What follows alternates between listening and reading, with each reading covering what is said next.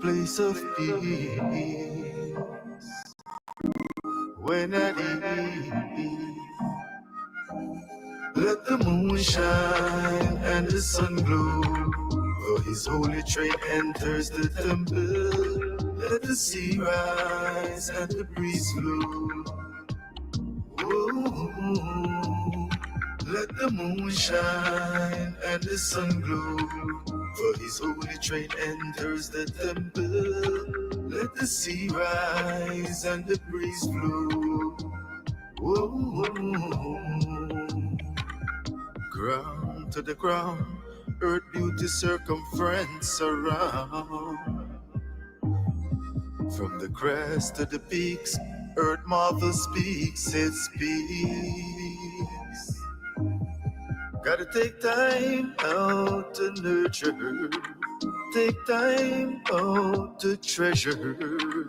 We cannot delete the carbon cycle by which we live, for this is God's speak.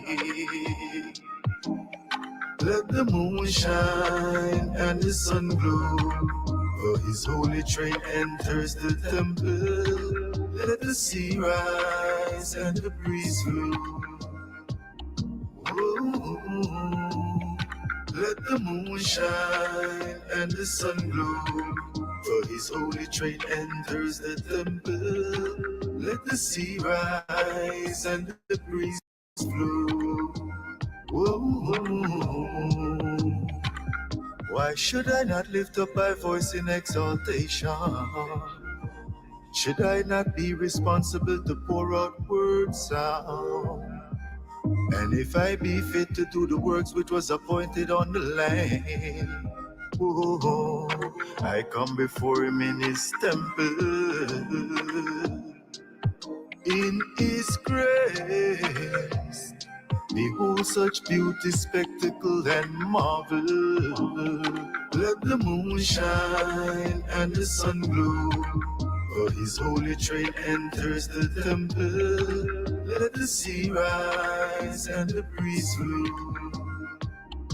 Oh, let the moon shine and the sun glow, for his holy train enters the temple. Let the sea rise and the breeze blow. Oh,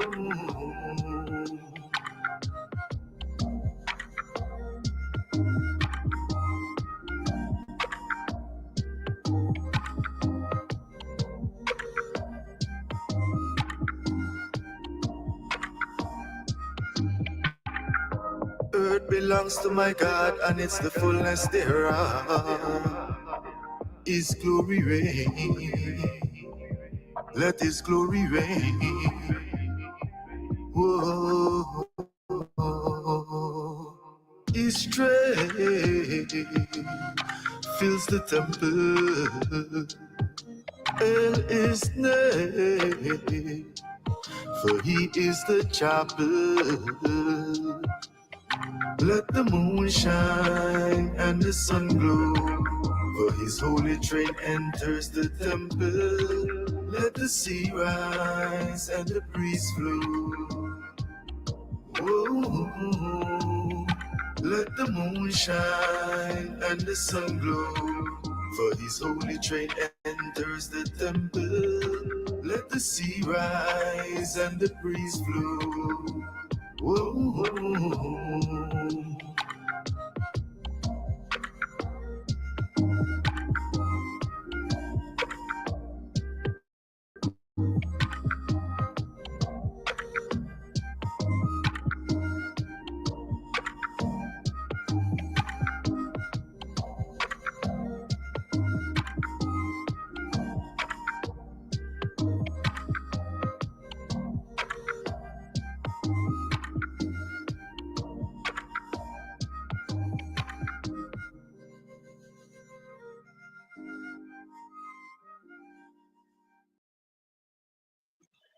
Well, all right. Once again, putting it down for you and yours.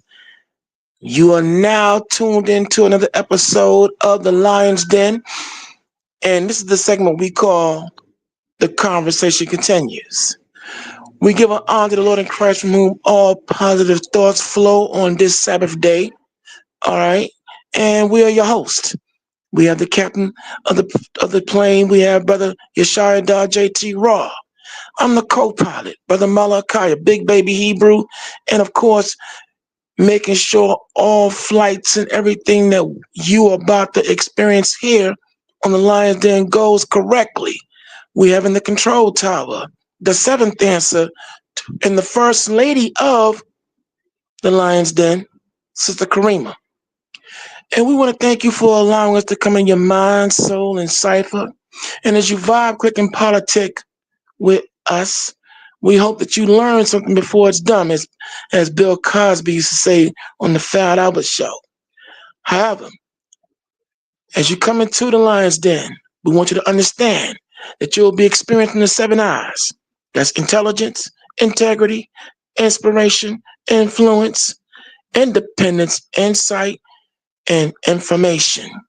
Here in the Lion's Den, you're rolling with the pride, and we are always permanently ready in destroying evil, starting with our own. And as you know, here in the Lion's Den, we're also anti-coon. And what's a coon? That's a complete, obvious, obedient, yes, a boss, ninja. We don't do that here. Now here also in the Lion's Den, this is the show we ask, aren't you tired of being lied to? Well, if you are, you're in the right place at the right time and right moment. All right?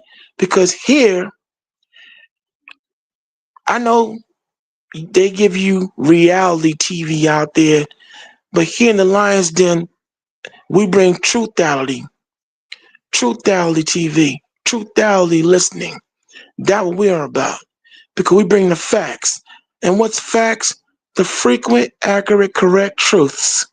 Now, if you have a phobia and you are not able to handle reality, the truth, and the facts as we present them, Yeshaya, myself, and Sister Karima, the seventh dancer, and the first lady, we want to offer you our deepest sympathies, because respectfully and unapologetically, we're not going to compromise here on this show. So if you're anti-truth, anti-reality, and anti-facts, you can tune out now, all right? And spare yourself. And last but not least, when you come into the Lion's Den in the spirit of our other lioness, Iron Manna, we want you to wipe your feet, mind your manners, conduct yourself in an orderly manner, and enjoy yourself. So, Captain Yeshaya, Sister Karima has said that we are clear for takeoff. So fly, my brother, fly. And what's on your mind? Well, man, where do you start? So much stuff happening all over the world. You got, seems like Russia and Ukraine might get it on, which might draw in some more. It's about to go down. World War III is just around the corner. The end of the world is just around the corner. There's a lot of things going on, controversies. There's a controversy about this new movie coming out called Gladiator 2 with Denzel Washington. They said in the movie that he kissed a man and it was taken out the movie. Then the director said it never happened. So, but we're going to let people make their decision, because when we come here to speak, we speak truth. We're not going to sugarcoat it. We ain't going to hide nothing from you. It's about giving out the truth, the facts, and let the people make their judgment on it. So I see things happening, things just speeding up time and what's going on. A lot of our people, man, are stuck in the world. They really don't see what's going on. They don't really see the world that they living under is coming to an end. You had about a week ago, some neo-Nazis in the state of Ohio saying, you black people go back to Africa. Marching in the streets. See, this is what Donald Trump is emboldening these pasty individuals. I call them pasty wiggers. That's my word for them, pasty wiggers. They really believe in that make America great again. America never was great. Not for me, not for people that look like me. It's been great for them. They really believe in their heart that America will return back to the good old days as they remember, but it won't happen. It'll never happen because time is going on and time stops for nobody. Prophecies is going on. Prophecies going to stop for nobody. We are in the last leg of the new Roman Empire. Because this kingdom here follows the customs of all the ancient other kingdoms, Babylon, Egypt.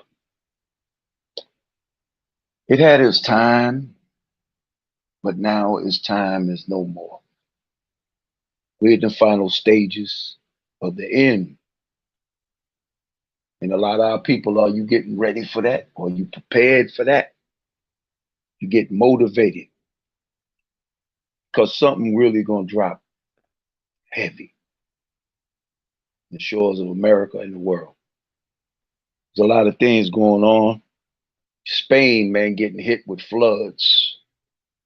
California just got hit. Northern California, where Karima area. They just got hit with major snowstorm, like 20 inches of snow. Okay? So we're gonna let the people talk.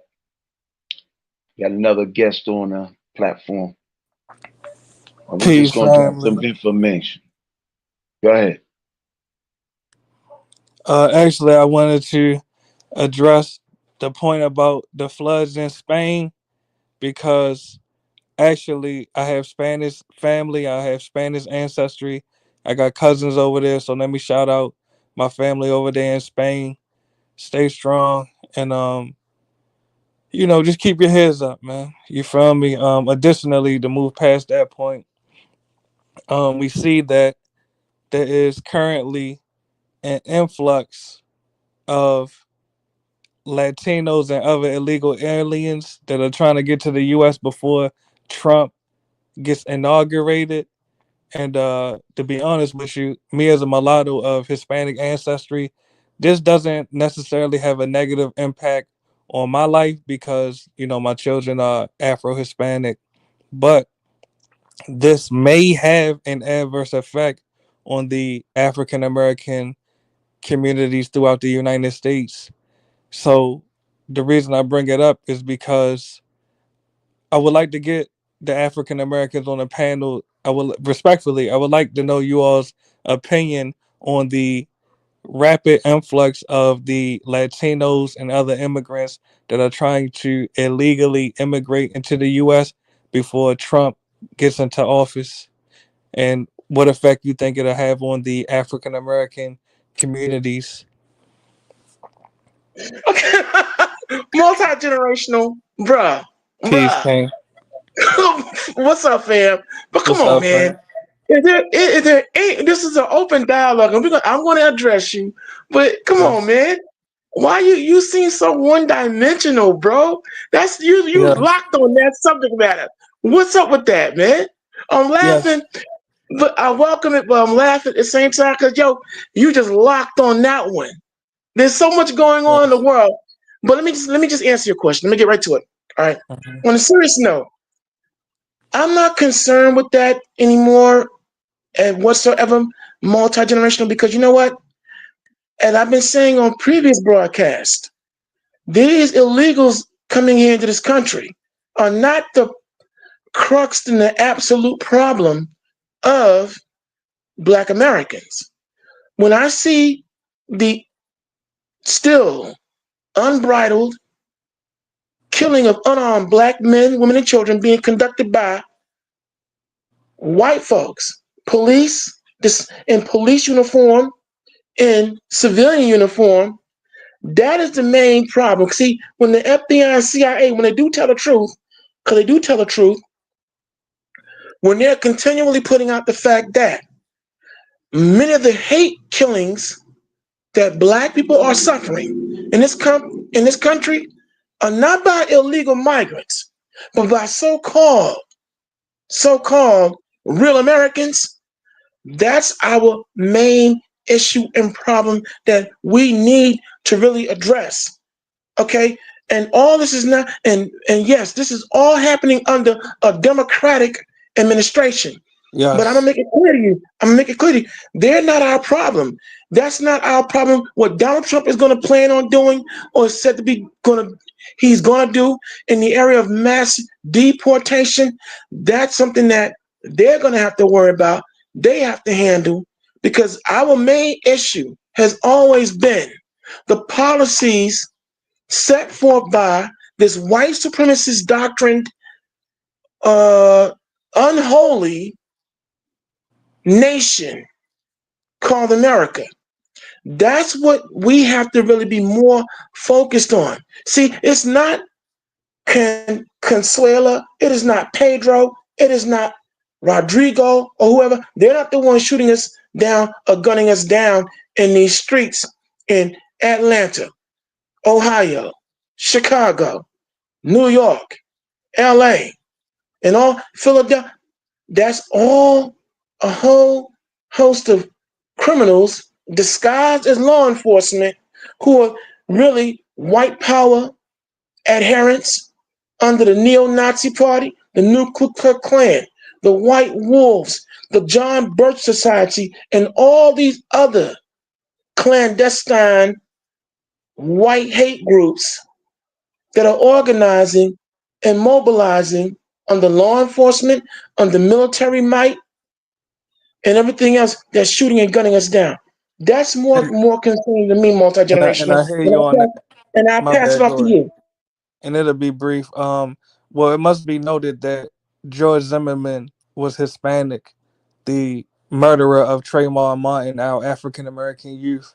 Additionally, it must be also noted that when you look at states as California, Arizona, New Mexico, etc., you do have instances of Hispanic gang members that are literally assassinating African Americans, many of which are not even involved in gang activity.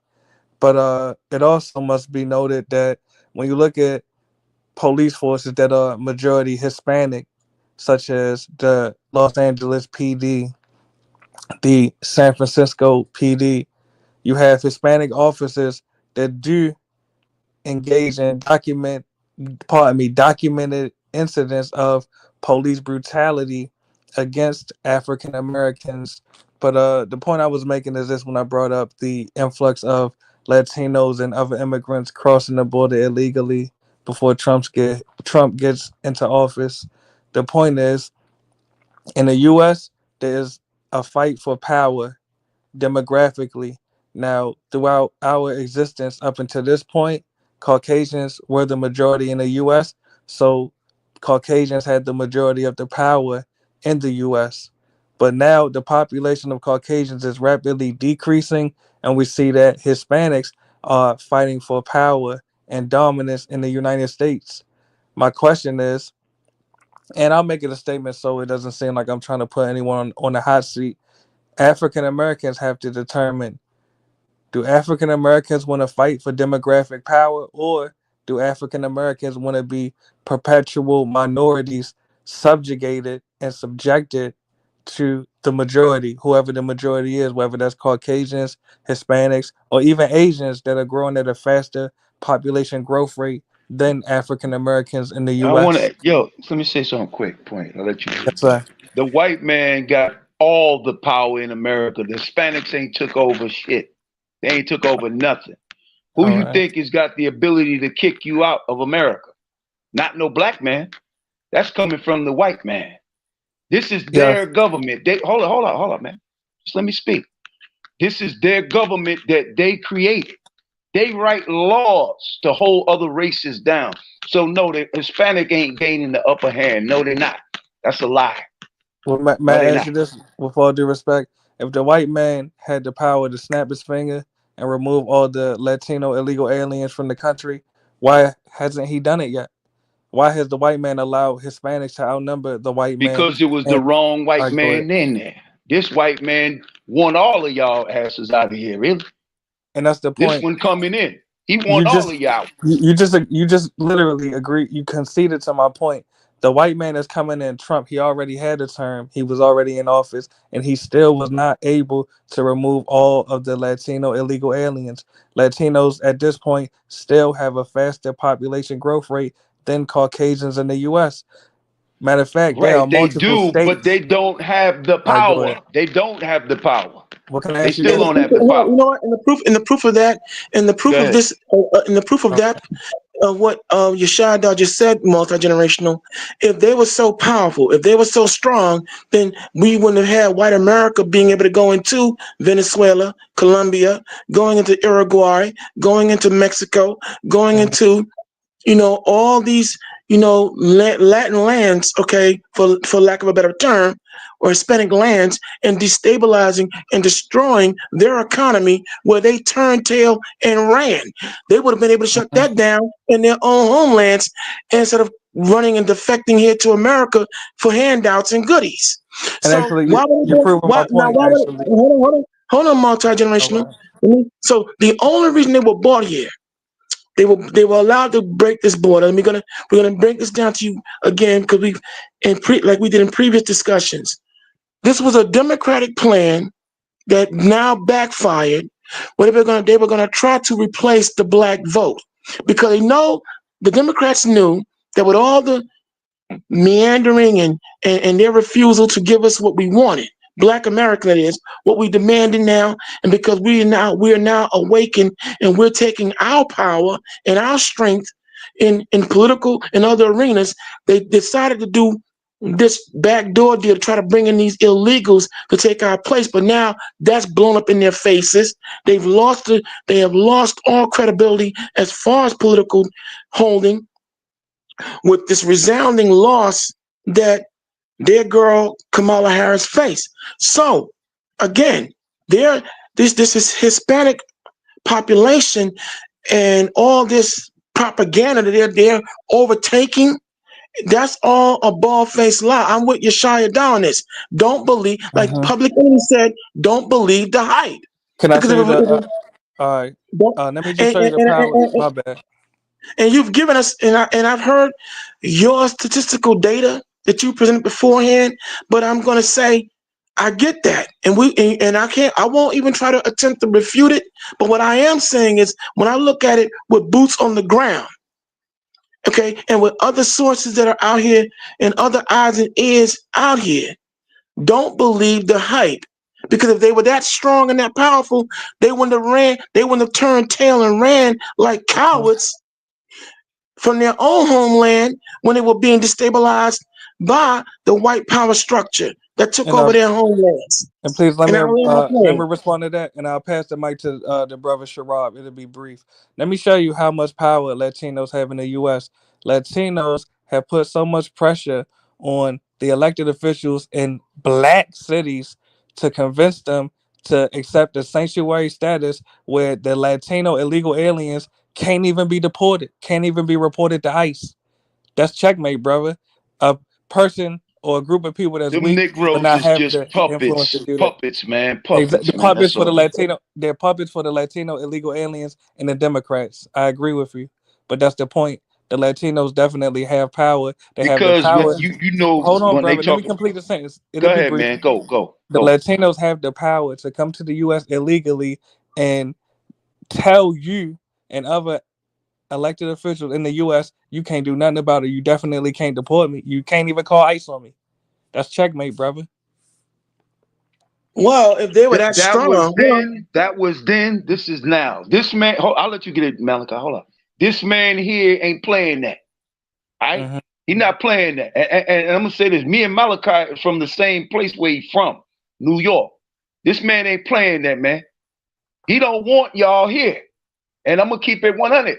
Yo, if you're gonna bring people in this country, right, and you already have people that been born here hundreds of years and they not being taken care of, but you gonna take care of somebody who you just let over here 5 minutes ago? Exactly. That And you proves the gonna give power of them free Latinos. rent, free Exactly. education, free health, free Yep. free health plans and all this stuff. Nah, man, nah. He ain't having Job that. placement, He ain't having etc. that. He kicking That their ass out of here, and I that ain't got proves no the beef with him. I ain't that got no proves the beef with him. power of Latinos. Latinos Y'all have been don't able to come have to the this U.S. power that you illegally think. and It's beat You off not keep the about saying, system. you. hold on, Hold on. Let me one more. All right. It's not about y'all. multi-generational. It's about destroying the black race. That's what it's about. Using y'all to destroy us. It ain't about y'all. It's not about y'all. It's about y'all using you to destroy us. And blacks have That's what it's supported it by about. voting Democrat. But wait, hold on. And that's why I say multi-generational. That's exactly why now that plan has backfired. That's exactly why the Democrats lost. That's why 10 million is an estimated 10 million people sat this election out, and that's why they're up in disarray and discombobulated now because their whole plan, which was ridiculous from its inception, because you can't destroy what you didn't create, didn't work, and it's not going to work. And that's exactly why, as Donald Trump is putting together his administration, they are scared out their minds because they see now he getting ready to put all that to rest.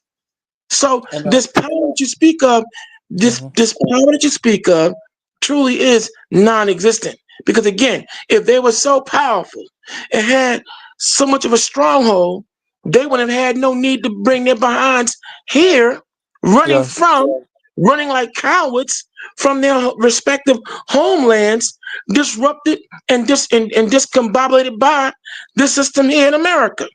the So, Latinos ran to the U.S. to take over the U.S. though, brother. That's the part you're missing. It's called Reconquista, literally, brother. They well, came here to take over, well, just like the you can. Caucasians have.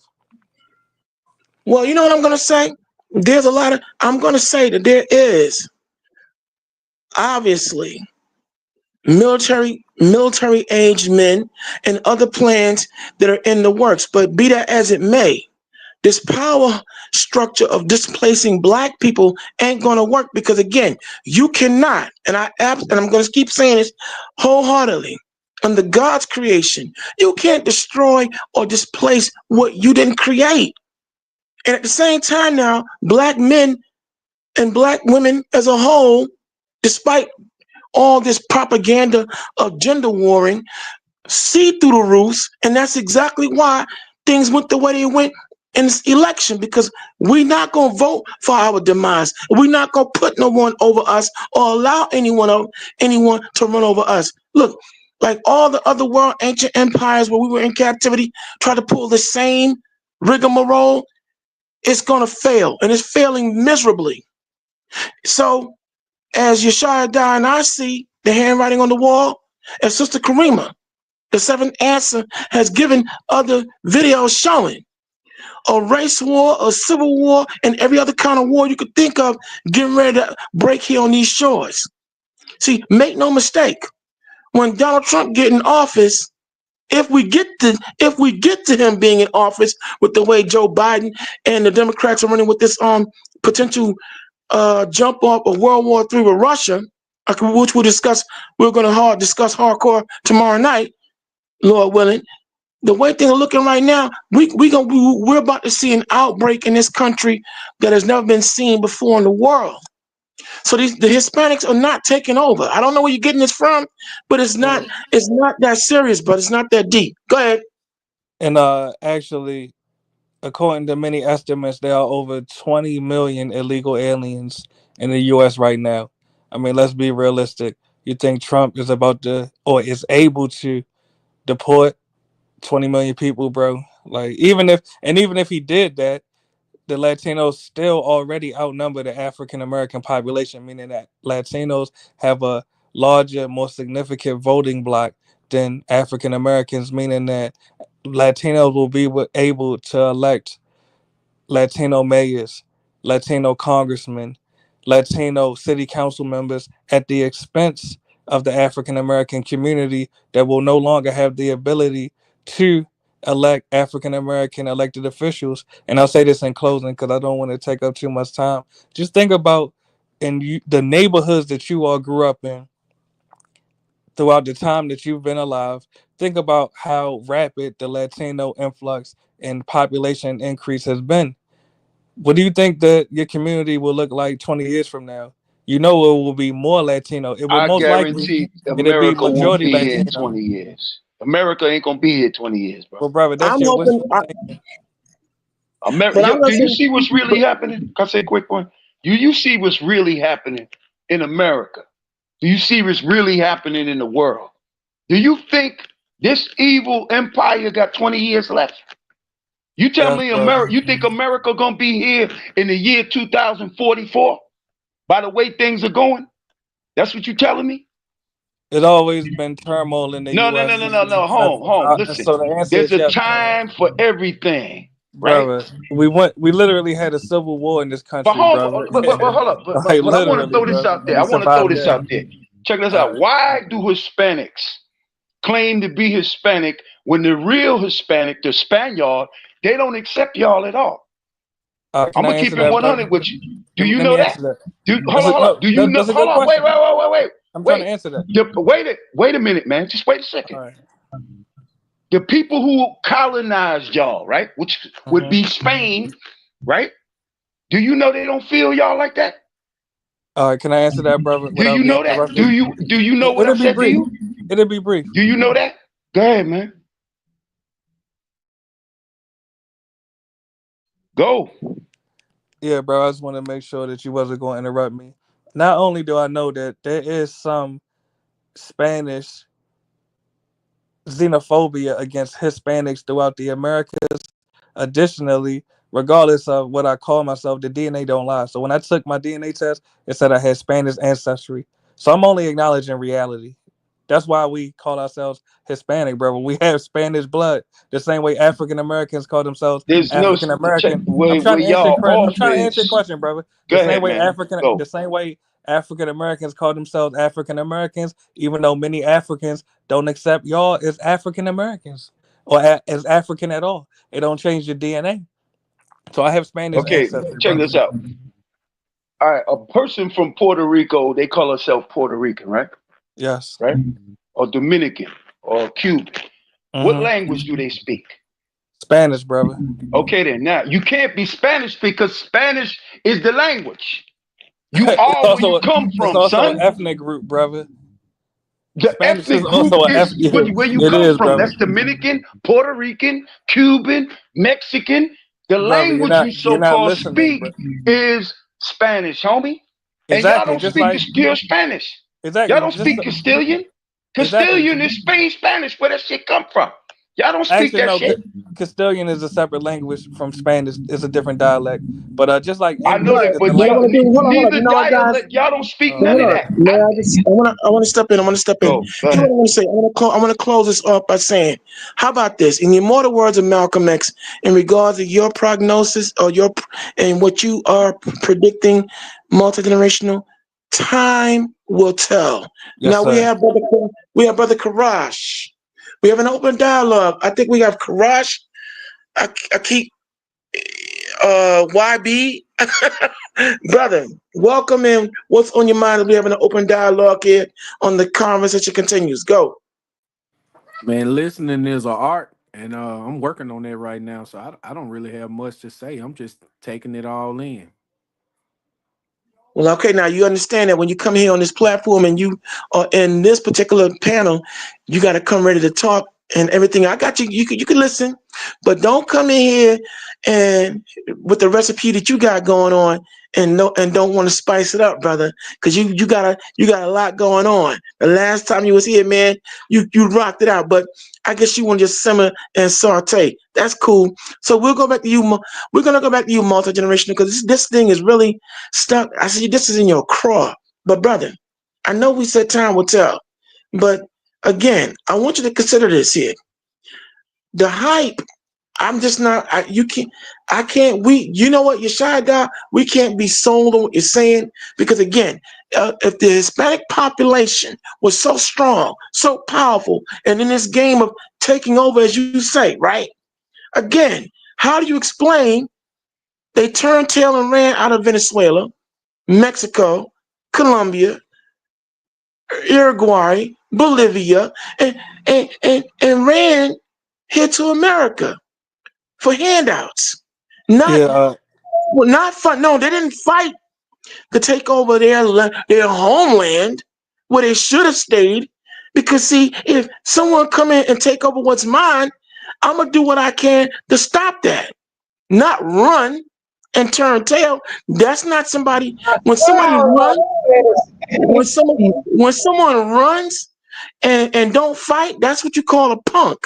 You call that a coward. You call that somebody who's a herb sucker ass nigga. I mean, I'm not saying it for the sake.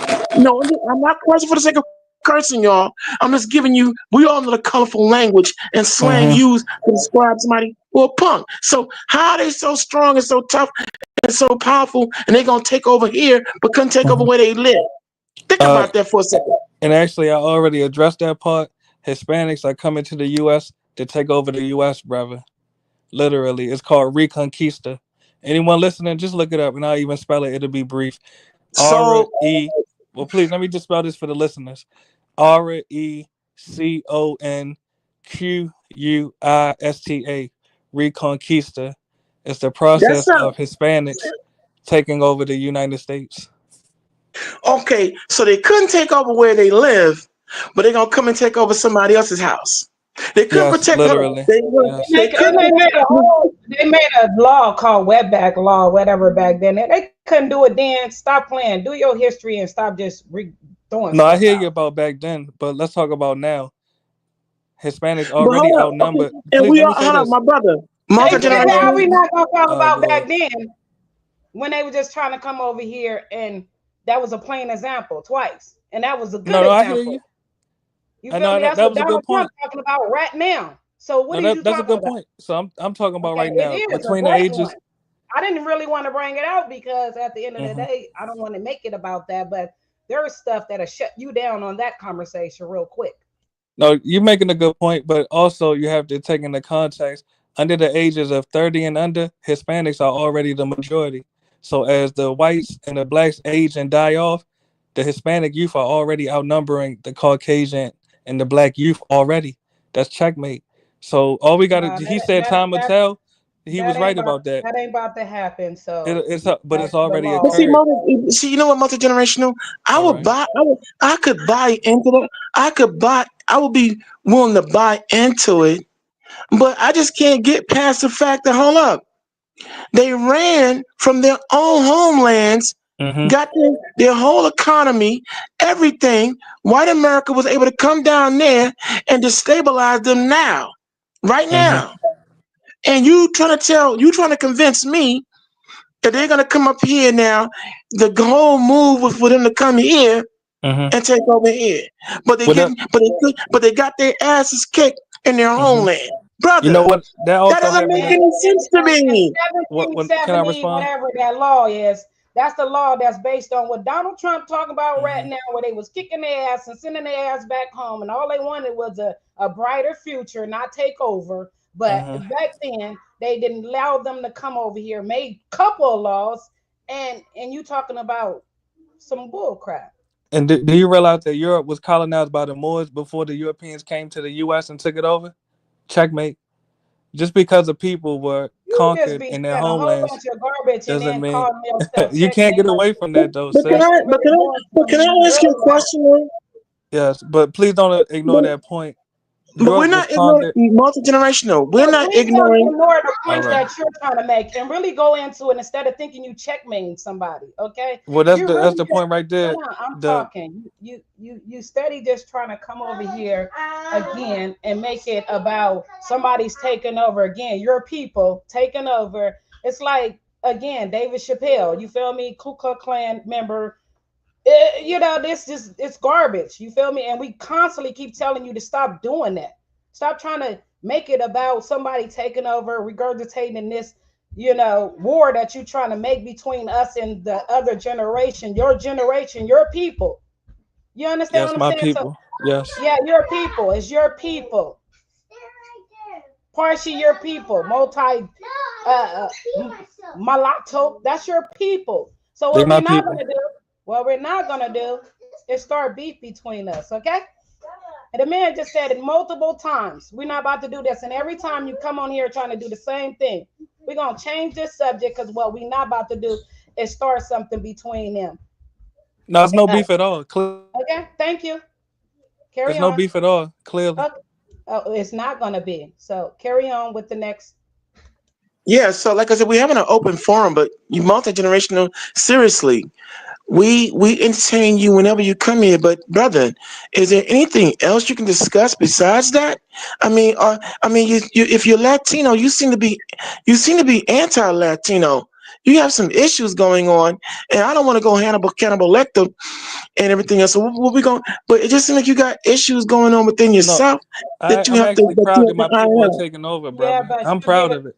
with that conversation. You just gave them another opportunity to keep on, slightly bringing Well, in their so point. well, you know what? And we're not Since about to do that you're because the we seventh already answer. know what he doing. Like you laugh about it, but you got to understand the tactics that he keep doing over and over. Don't allow them to keep doing it. Well, seventh answer. With that being said, we're gonna move on, and let me just read. Let me see who's in the den right about now. Let's see. We got 1968, and you're. Let me see what 1968 got going on. You said this is going to be interesting. I look forward to the Lions Den weekly commentaries and opinions about different eras in world history and how it affects today's biblical time that we live in. And you then said it's called the Latin Inquisition, also known when the World Confederation called for Catholic speaking Lady of Guadalupe, Pope of Rome, calling for an alliance to destroy the Hebrew Israelites. Yeah, 1968. You got that right. And we have someone named Maga Spice 2024 who's saying, I'd rather have Hispanics than Europeans. And we buy, and yeah, right now I'm gonna say this here. Look, time will tell, but the bottom line is here. Right now, we're on the we are border. We are heading towards right now World War III. This issue with Vladimir Putin telling Joe Biden, the current president, and the Democratic Party as a whole, is that if you give a green light to Ukraine to use U.S. military grade long range weaponry on us, that is an act of war.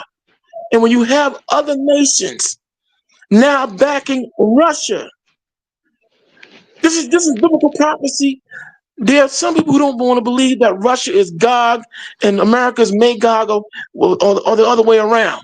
But we got this has been predicted biblically that Gog and Magog, there will be a final confrontation. And now biblical prophecy. See, I'm gonna say this here. It's one thing to read the Bible, but now when you're living it, you're seeing it in real time.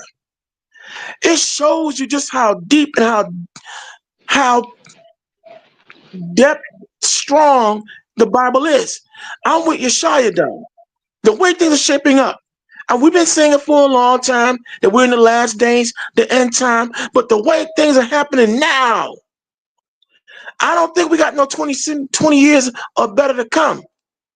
The way things are shaping up and the way things are, and not only do we have that issue shaping up, this thing with Russia, Gog and Magog, we have to pay attention to even what's happening here on the shores of America with all these laws that are now coming into play and are being shaped.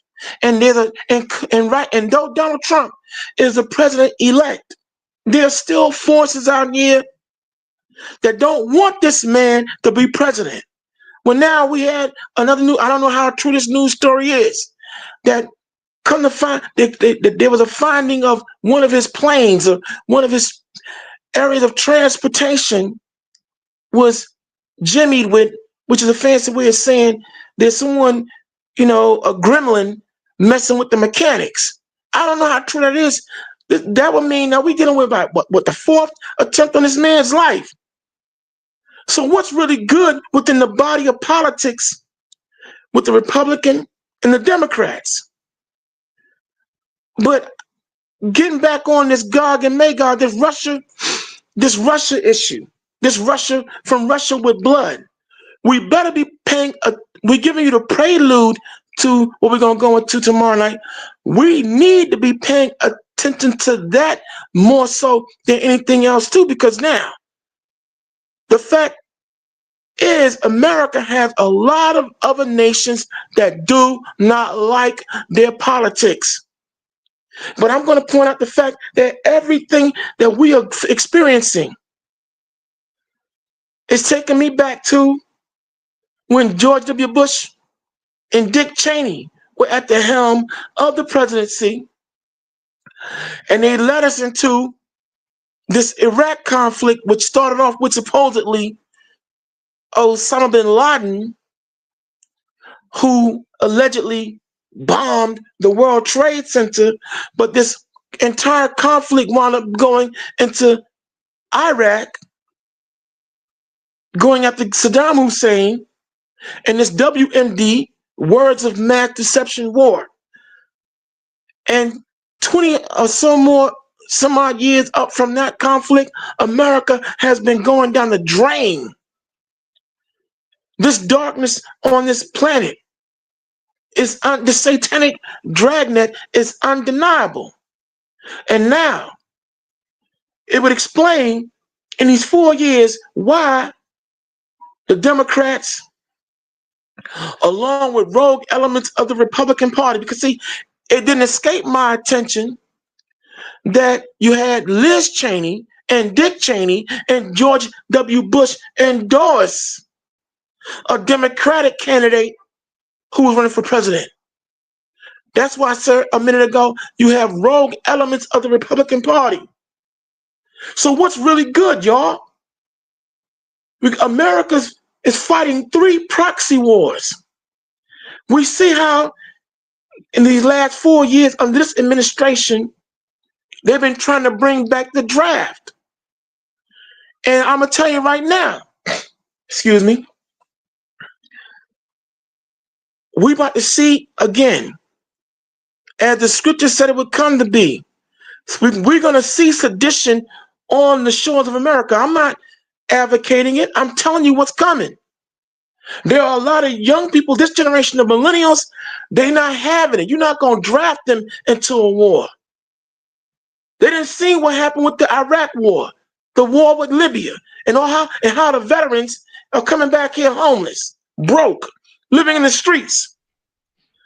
This generation, these kids ain't having it. You're not going to have these old fogies like Dick Cheney, like George W. Bush, like Joe Biden, and all these other generation, baby boomer generation, draft dodging punks who hid under their mother's skirt when Vietnam was going on, lead them into this conflict here. But Putin's not playing. And we better be paying attention to what's on why now Joe Biden and company was giving $200 billion to launder through Ukraine. Now we see what the gameplay was. And now we see why you have all these foreign soldiers coming into America. Because they know that it's going to be conflict. There's going to be uprisings here when this thing pops off. See, right now we got 3 proxy wars that we are up here fighting. Russia, Iran, and I think it's China or Korea. But 3 proxy wars. Now, for those who don't know what a proxy war is, a proxy war is when you have one nation, okay, as the front man, okay, of another nation in the back who has the real beef and conflict with the nation that they want to go against. So Ukraine is the proxy. But America is the one who actually has the beef with Russia. And this power play they're trying to make, man, all hell about to break loose on this earth. Okay, this issue with Iran, the fact that Iran is one of the main economies that America has not been able to control. So they have other nations in the forefront wanting to get at Iran, but it's America who has the beef. And Korea, China, forget about it. We already know how that's going. So 3 proxy wars, one of which is now about to take off, as the Bible said it would be, Gog and Magog, right on schedule. So we better be paying, even some of you, and now even some of you non-Bible believers are paying attention. Some of you atheists are now paying attention because, hey, yo, here it is, as Christ said, that the signs of the last days, wars, rumors of wars, when you see seditions and uprisings, it's happening live and direct. And all we do, what we're here to do, is show them beyond all shadow of doubt that we don't make this stuff up. Yeshaya, we didn't write it. Karima didn't write it. I didn't write the Bible at all. But yet it's coming to pass. And if some of you don't want to believe, that's fine. You can have your belief. We're not here to challenge anybody on what they believe. All we're going to do is lay down the groundwork and the proofs that we research. Because when we're away from you, we do our research. We're doing our homework. We're making our sacrifices, burning the midnight oil, coming up with all these different things that are transpiring and bringing it to you in real time for you to be able to make your decision on what you're going to do and how you're going to handle it as these things transpire. Or since mainstream media, corporate-owned media won't report these things, we're bringing it to you. Why you think that there are so many, the Joy Reids, okay, the Cynthia Rise, okay, the Charlemagne the God, the ABC, NBC, why you think they so mad right now at how their candidate lost the election? Because see, independent voices like the Lion's Den, okay, like the African diaspora, I'm gonna shout them out. Professor Black Truth, the Tariq Nasheeds. Here we are, not that heavily financed. Here we are. Some of us may not have completed college. You know, I'm a certified paralegal for the state of New York. Okay, and I have other little certifications going on. But here we are, the David going up against their Goliath, and our influence is being seen and heard because, again, the truth. See, we bring you truthality here. You got Lisa Cabrera. You have Sister Deborah, who anchors Proverbs 31. There are all these different voices. We're the David against this monolith Goliath of American media, and here it is. We are bringing them to their knees. Why? The truth. The truth always reigns supreme. And think back on when we were all children, and you came around someone at the time when we were children. We would always feel when somebody loved us, or when someone didn't like us, or they weren't a good person. And so a lot of you, like, you still have your childlike antennas on, and you can feel when someone has your genuine interest. That's why all these other mainstream shows are going and falling by the wayside, because their lies are no longer holding up, because the paradigm, the divine paradigm of the Lord God, the one true God. Some say Yahweh, some say Yahuwah, some say Yah. But the one true God and his will is now happening. White America, for all you white Americans listening, and you come here, you also come here to the Lion's Den and tune into the conversation continues. Why? Because you're getting tired of being lied to. You know that you're in trouble. You know that you got a lot to pay for. And it's not by our call. But as the Bible, Revelations 13:9 said, he that have an ear, let him hear. He that leadeth into captivity shall go into captivity.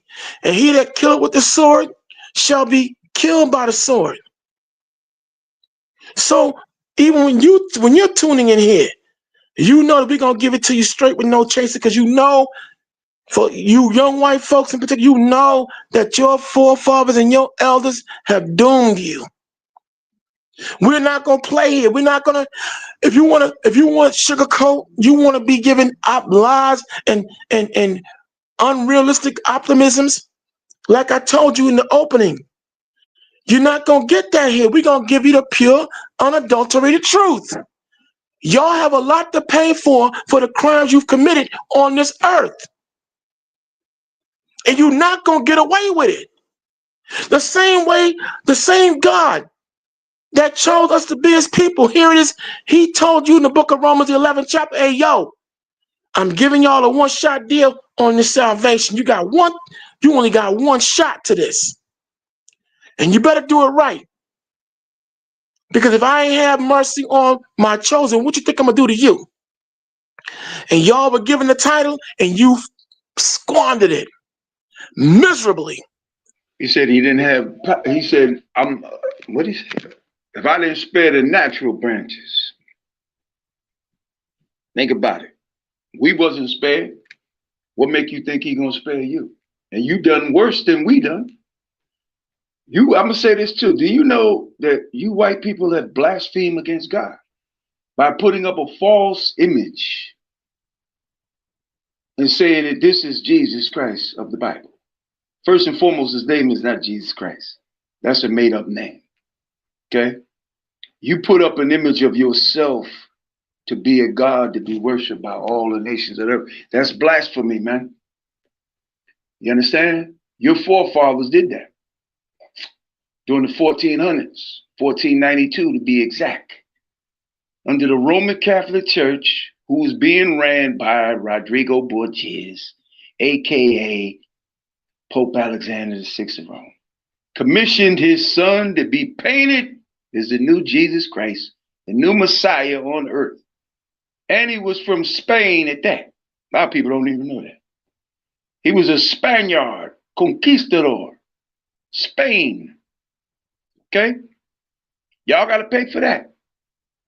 Y'all don't think y'all going to pay for all the murders that you committed? All the nations you colonized? All the lynchings, rape?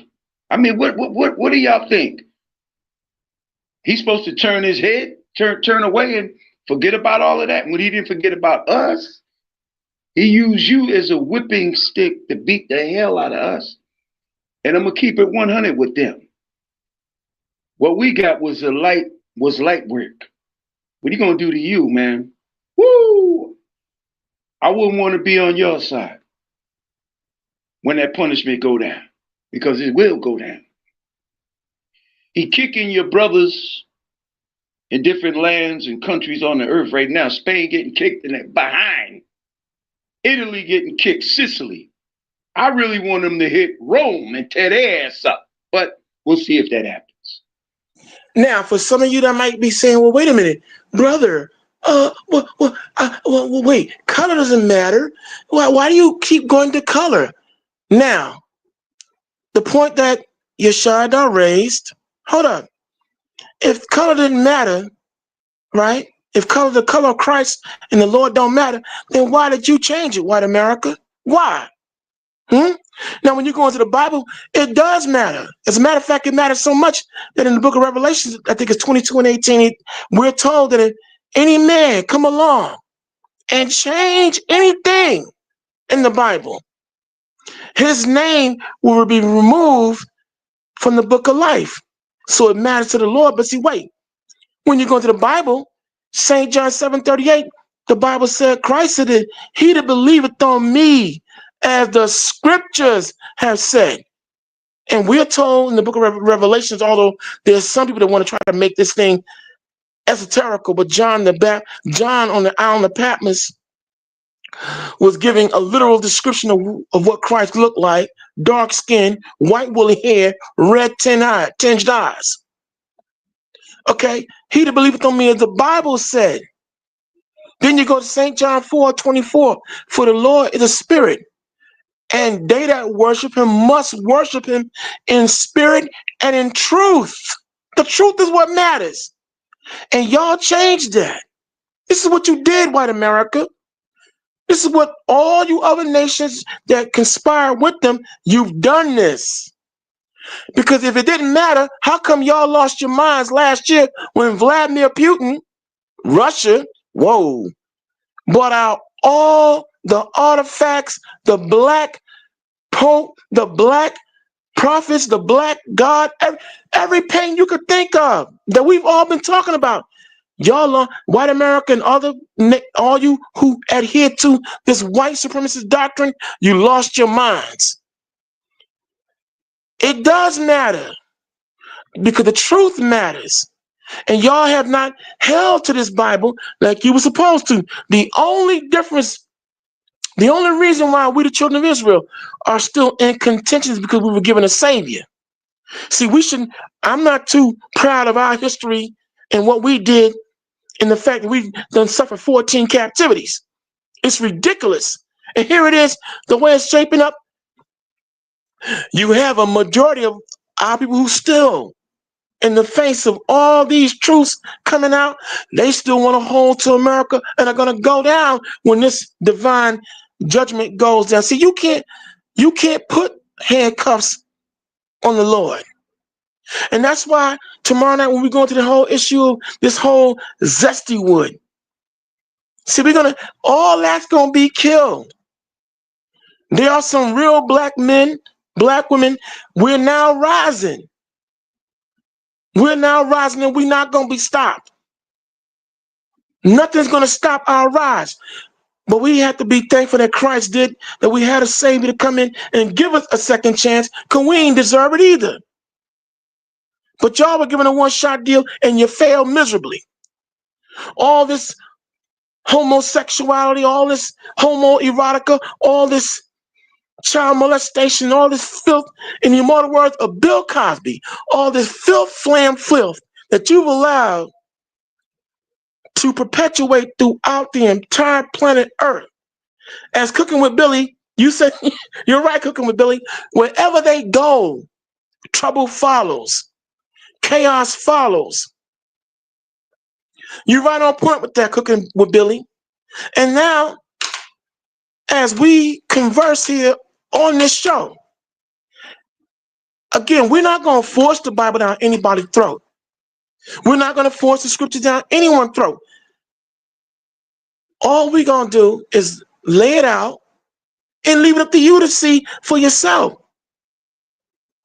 And this is why, again, a lot of you tune into the conversation continues here in the Lion's Den, because you know that Yeshua, he don't have nobody breathing down his back because he ain't sell out.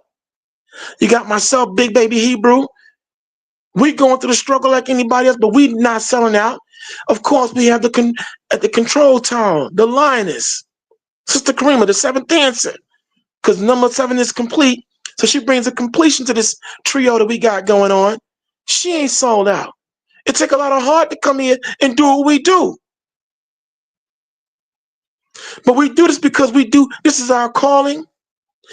And again, for those who don't know what a calling is when that man or woman is inspired by the Creator, by the Heavenly Father, to come out here and serve a service with no pay, with no promises of anything, and he or she is sworn to do this because it must be done.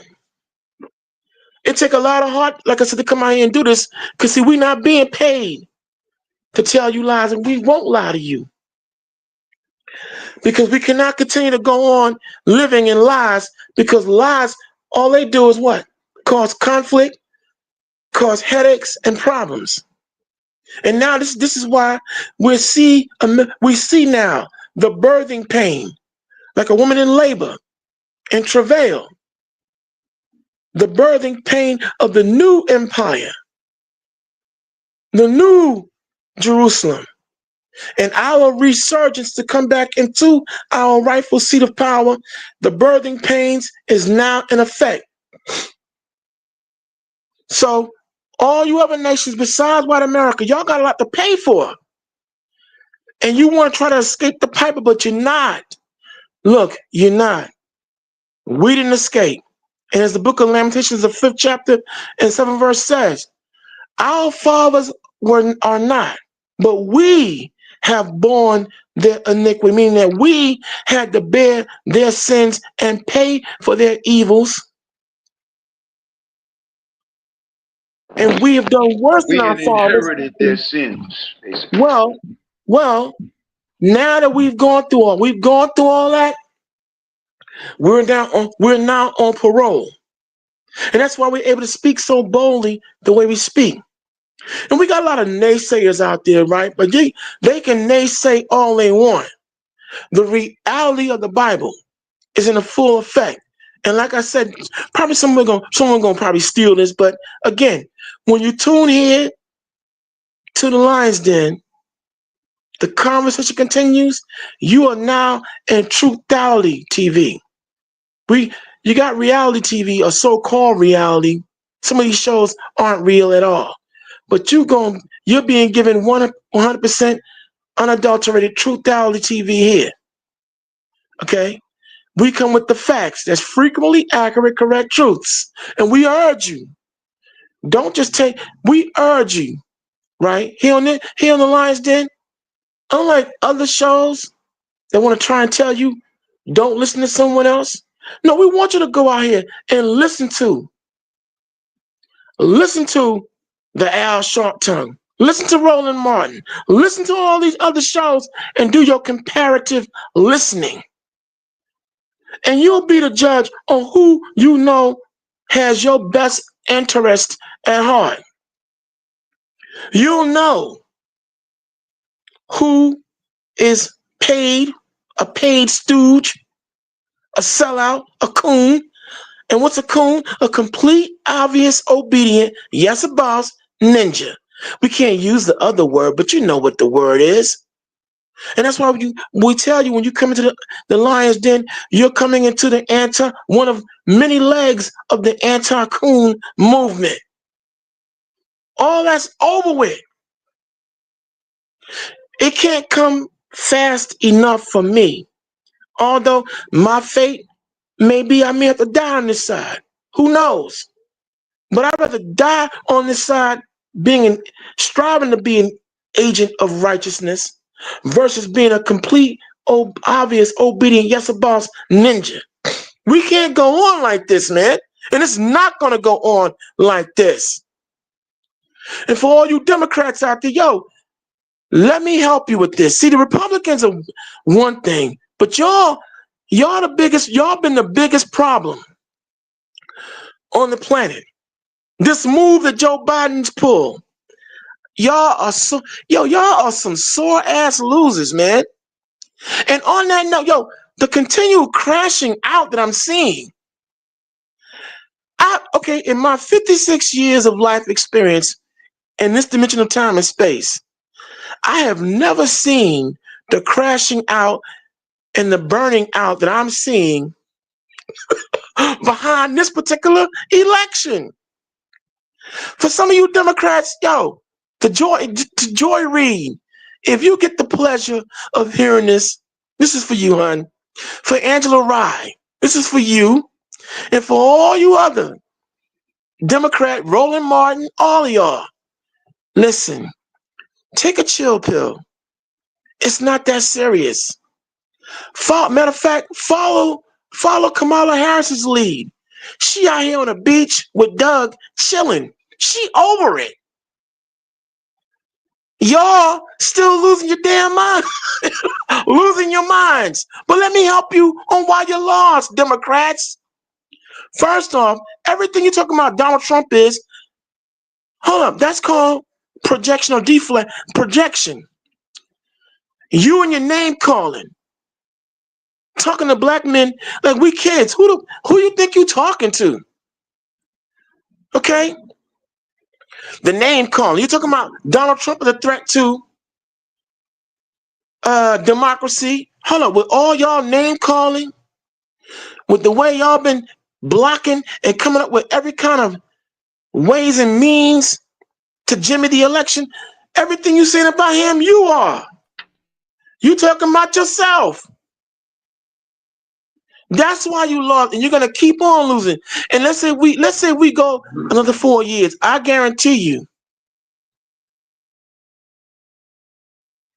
I'm back. I guarantee you that you're gonna have this Vance fellow. He gonna wind up being president right after Donald Trump finishes his term. JD Vance gonna be the next president with the way you Democrats are operating. Cause see, you didn't give us. See, it's the economy, stupid. We're gonna help y'all. Look, we're not begging for reparation. You know it's a debt that you owe us. You didn't want to give us that. You didn't want to give us an anti-hate crime bill. Look, all the tricks that you use against our baby boomer, our mom, and father's generation. Quick point. Can I say something quick? And I'll let you Come get it. on. Did the immigrants beg you, politicians, to give them millions and billions of dollars? You gave it to them. They didn't ask you for nothing, and you gave it to them. And you don't really owe them anything. All these immigrants coming to America, they didn't build this empire you call America. They didn't do nothing, but you're giving them. But you're telling me all the black townships we had in this country, at least about 100, all of them was destroyed, burnt to the ground, flooded out. By who? Because we was coming up, and y'all was jealous of that. See what I'm saying? So it's a debt you're gonna have to pay. And I'm gonna say it like this: the kingdom of heaven, all nations gonna be there. It's gonna be a rainbow of slaves. I'm gonna tell it like it is. I'm not here to bullshit nobody, play no games. Excuse my language. I'm gonna tell it like it is. The Chinese gonna be in the kingdom.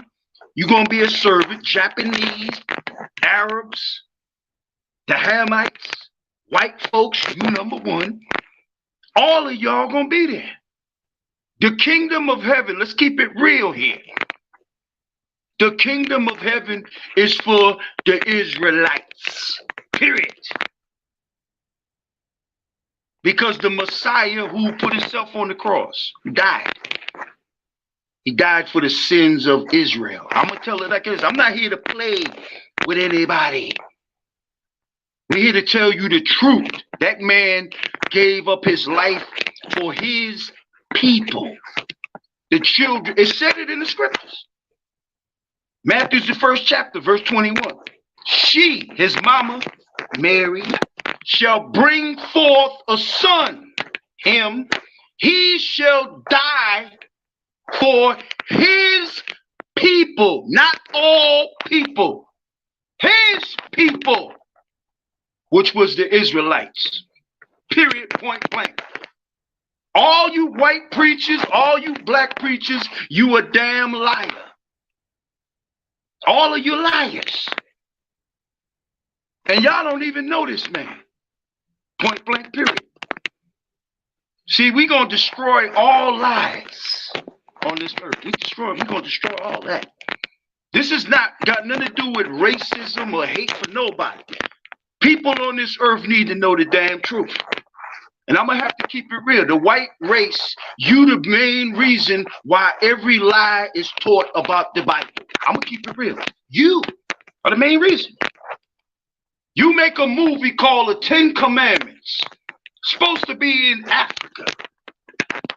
Egypt at that. All the pharaohs in the movie are white. The Israelites are white. Really? I mean, when y'all gonna stop this lie?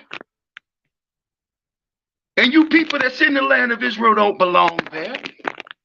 You're not claiming to be Israelites. You're claiming to be Jewish people. Well, go. You a Jewishite. Go somewhere and find a land called Jew land or somewhere, and take that over. You people don't fit not one biblical prophecy in the Bible.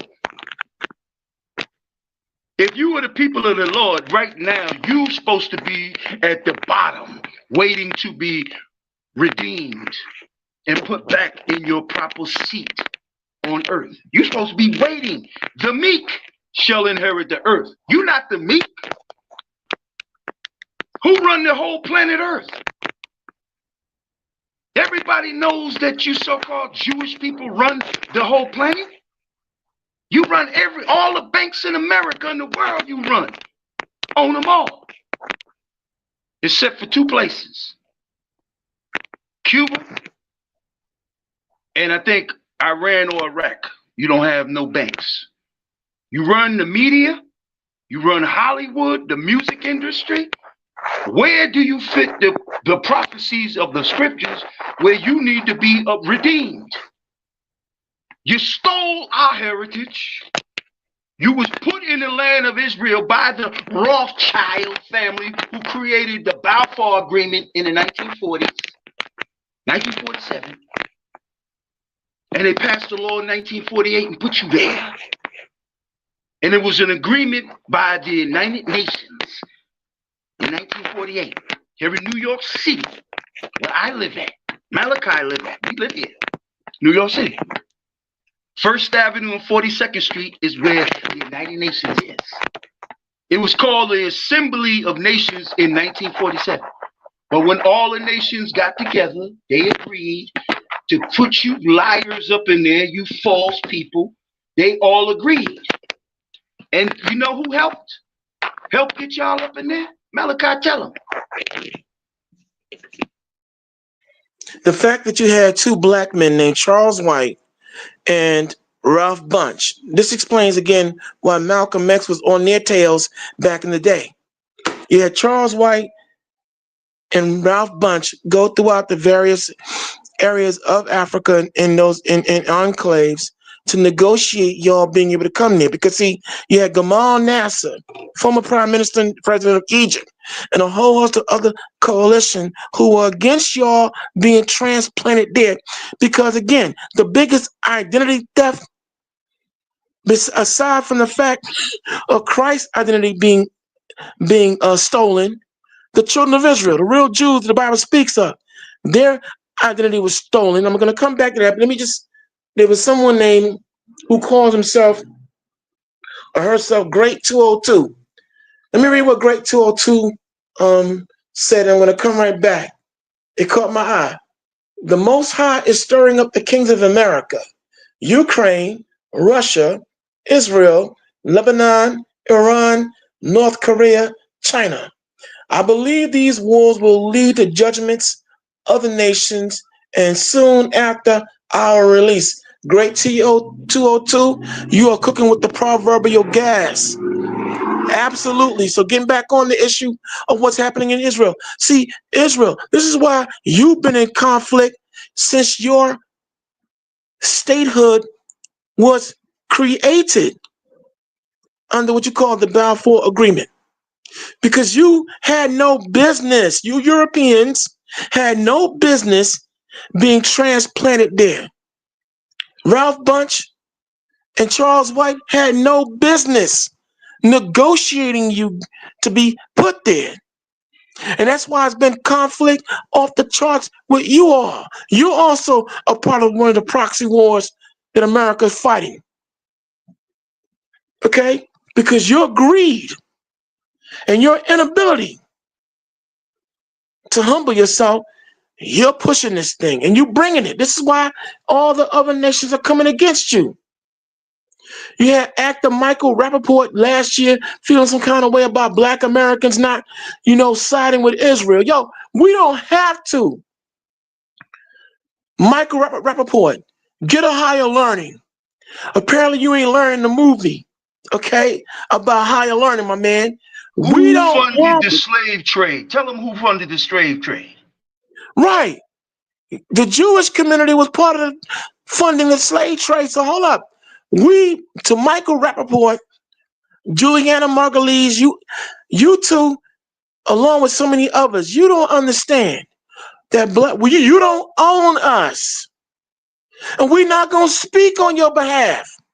Where's the Jewish community been speaking about us getting our reparations? Where's the Jewish community been about us being restored as the real Jews and the children of Israel? Nowhere to be heard. Matter of fact, who's been the one financing many of the burning of black communities, lynching black folks all throughout America? How about Yeah, that's abortion right. clinics in the black community? Okay, who put all that there? You. So why in the hell do you think we gonna defend you? Are you see? This is what it is. I get it. Y'all been running for so long. As the Bible said, you've lived so deliciously off the blood, sweat, and tears of our people for so long. You really do think you own us. You really thought you were going to be in your power seat forever. No, you're not. No, you're not. It's over. And this is why we're delineating. This is why we're taking our manhood. Look, a lot of us, we're not going to be putting on no dresses. We're not going for the homosexual erotica crap that you're trying to push down our throats. We're not having it. They are real, like the Lord said, I have 7,000 men. And there's more that have not bowed the knee to the money and to this whole corrupt system. Look, it's done, it's over. And again, it can't come fast enough. Can I say this quick? I'd rather be poor in this world, but be rich in spirit. Y'all hear that?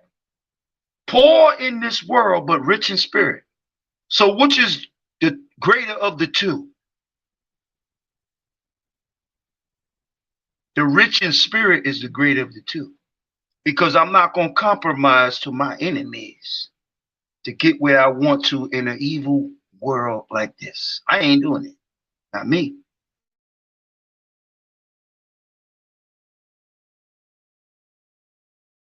Yeah, and on that note, now listen, let me continue my hit list now.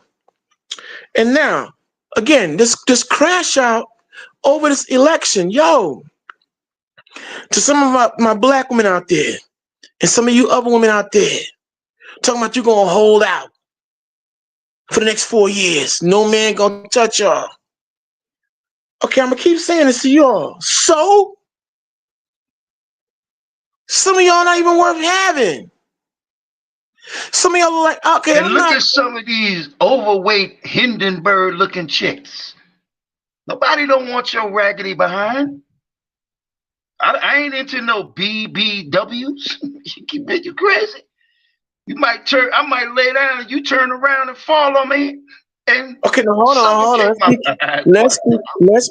Let's be careful.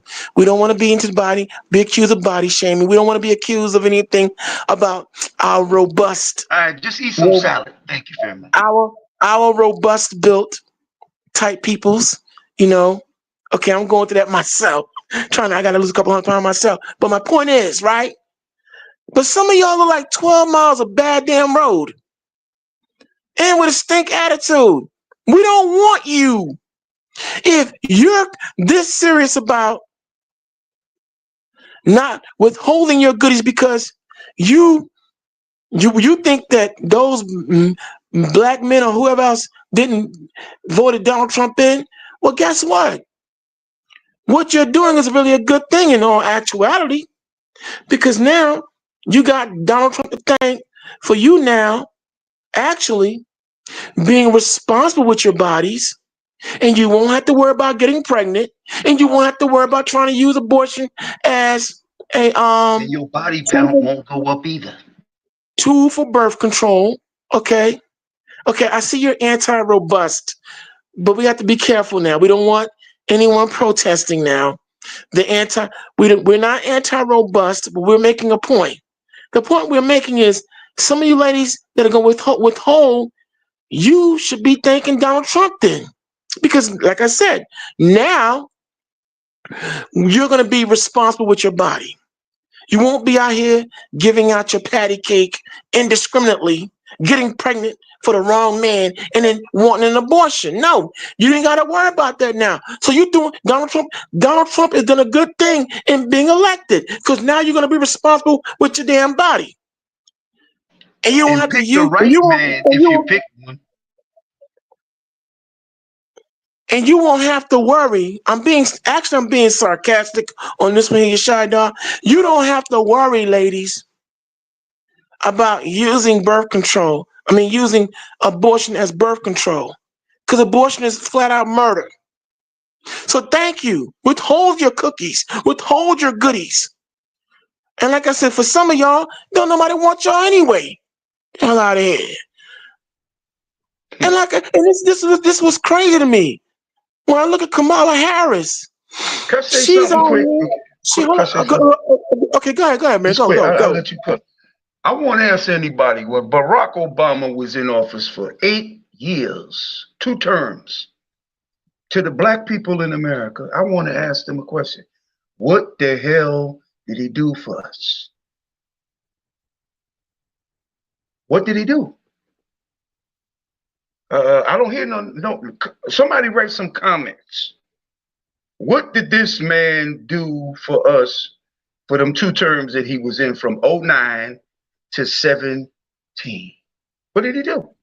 Let me answer for you. I'll Go answer ahead. it. He talked down to us. He wagged his finger like he owned us. He belittled black men and women at every chance he got, especially black men. And then along with Michelle Obama, they always kept coming at us like we owed them something. And then here it is when he had the chance to do reparations. What did he say? Oh, it's not feasible. And he passed up on it. So he did that's what he did. Absolutely nothing but disregard and disrespect us at every turn. And we're the ones who voted his behind in. That's what he did. Nothing. Okay. On top of that, all that garbage he did do. So now we have Sister Karima. She got a video. And see, like I said, we don't just talk it. We walk it. And when we say a thing, we have someone on the team that can come up and bring what we say to the light. Sister Karima, take it away.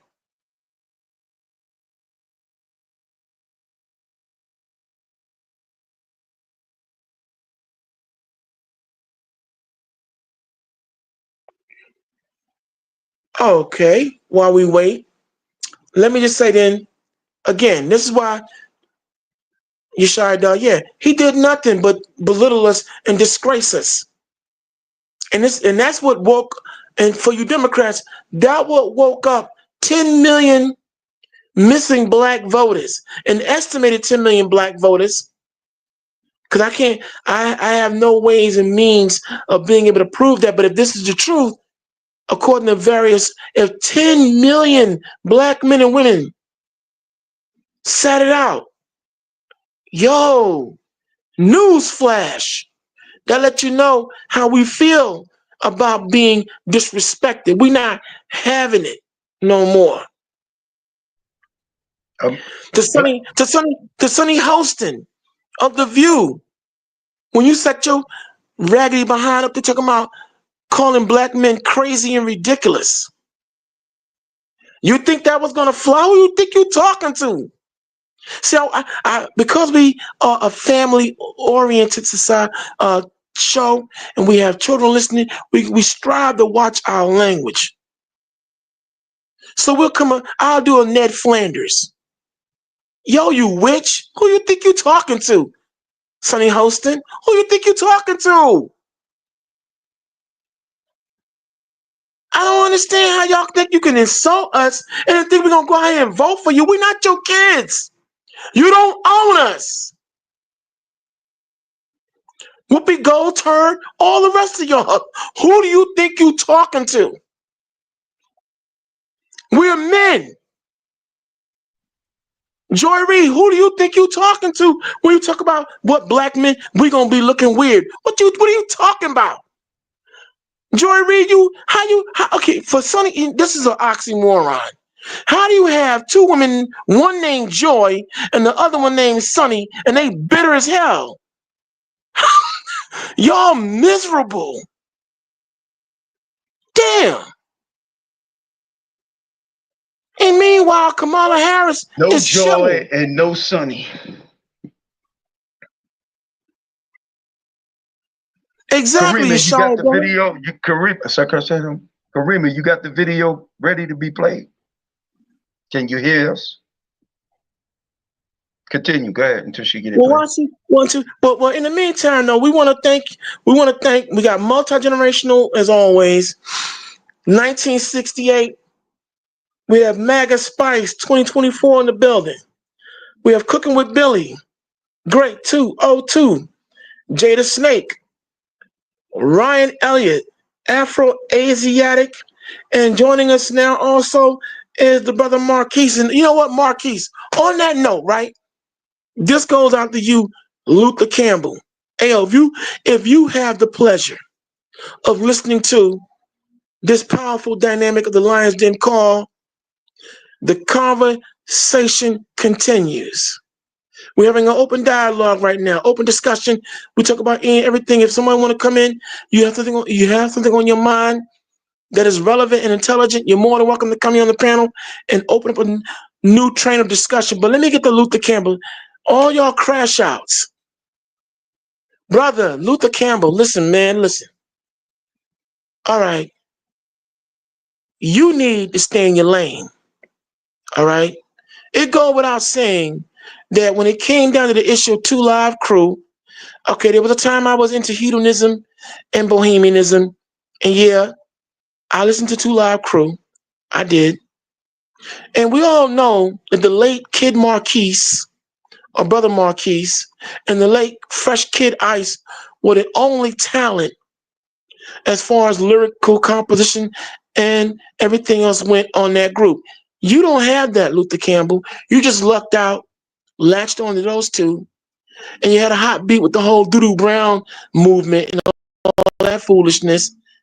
But you suck in the area of you're no talent. I want to try to be diplomatic, man, but when you got out here and you're gonna say you hope because Donald Trump is now the president, that black men, all black men who didn't vote for him or you did vote or voted for Trump, you hope the police lynch us, burn us, and all the other brother. I'm not gonna say, bro, You dude. basically you want the police to lynch your ass too, boy. What you think you is? You turn white overnight? Yeah, see, Luther, you better be careful what you put out.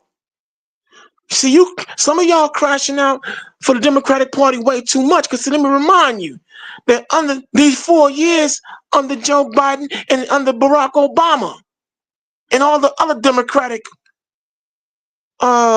presidential regimes, more blacks got killed on their watch. So, what are you talking about, Luther? On the Joe Biden, Tell us, man, that all presidents are linked together. It's a bloodline, bro. That's why Barack made it as president, because he comes through that bloodline through his mama. You understand? It's a bloodline. And they were not going to let no woman in because she's not of that blood. Wait, who are you addressing? Who are you addressing? I'm just saying overall. No, there's someone in the panel I want to address. Who is this? Luther Campbell. Is this the Luther Campbell from Two Live Who? Yeah, that's what I'm talking about. Luther Campbell, yes.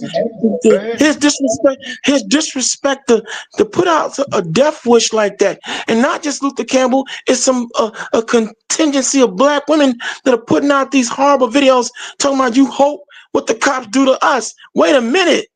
You better be careful when you do that. Because see, what you put out in the universe for someone else is what the divine principle of the Lord might put on you. What the hell? Are you out of your y'all Democrats, right? And you talk about Donald Trump is a threat to democracy. Well, it's not Donald Trump making these statements. It's all you Democrats. Y'all saying all this. Wait a minute. I thought we had the freedom in this country to speak when we want to speak. But of course, freedom of speech, but responsible speech and the universal law that governs free speech is think before you speak.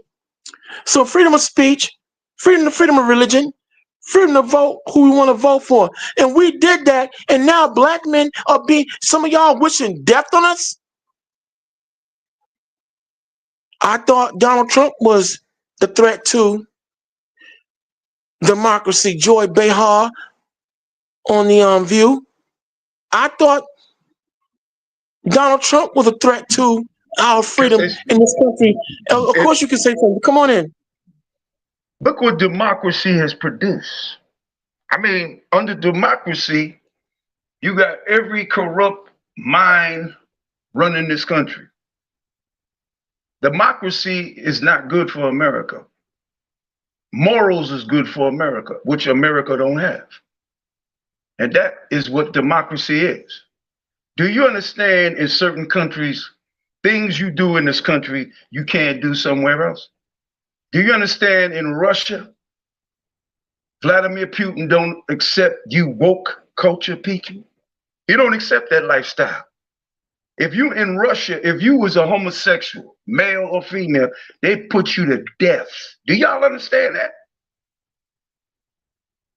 But America want to inflict their policies on all the nations of the earth. That's why you are the problem of the world. Because the other countries of the earth are not interested in the policies of America. They're not interested in what America thinks. You want to rule over everybody. America thinks they right in everything they do. And actually, you're wrong in everything you do.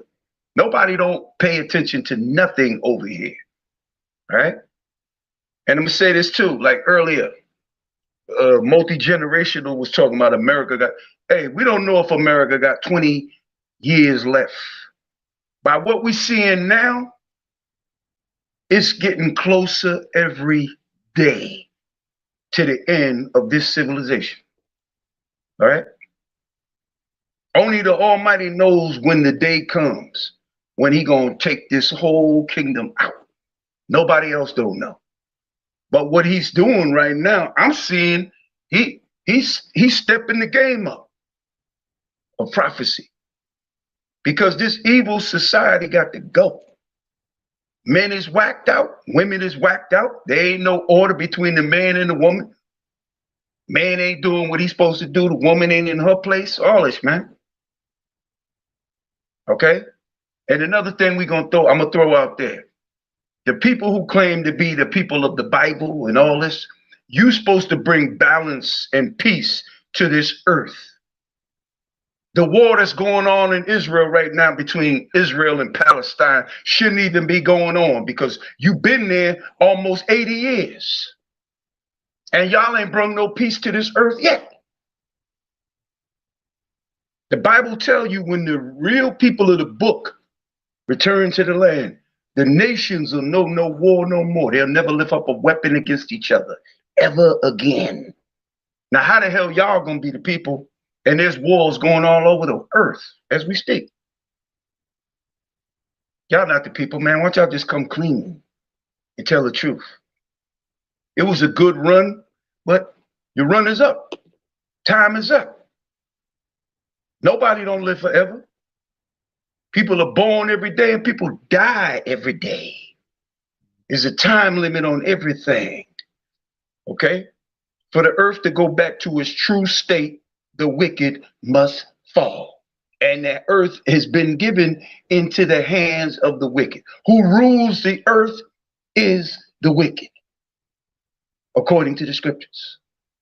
Okay? Because they pass forth policies that corrupt people on this earth. Okay, so it ain't no hard thing to believe who the wicked is according to the scriptures. I see it every day. Who controls the earth is the wicked. That's the wicked who the Bible's talking about. Because he gave them the earth to rule over. And they have done what they wanted to. But that time is up. A lot of y'all know it. Y'all scared. Better be. Better be scared. Because the rights and privileges you got here in America and the world, that's over with, man. The next phase of your life after this kingdom ends is that you're going to obey or die. Point blank, period. When the earth is restored back to the true inhabitants that it was supposed to be, y'all got two choices. You either listen or you're going to perish. There ain't no third choice.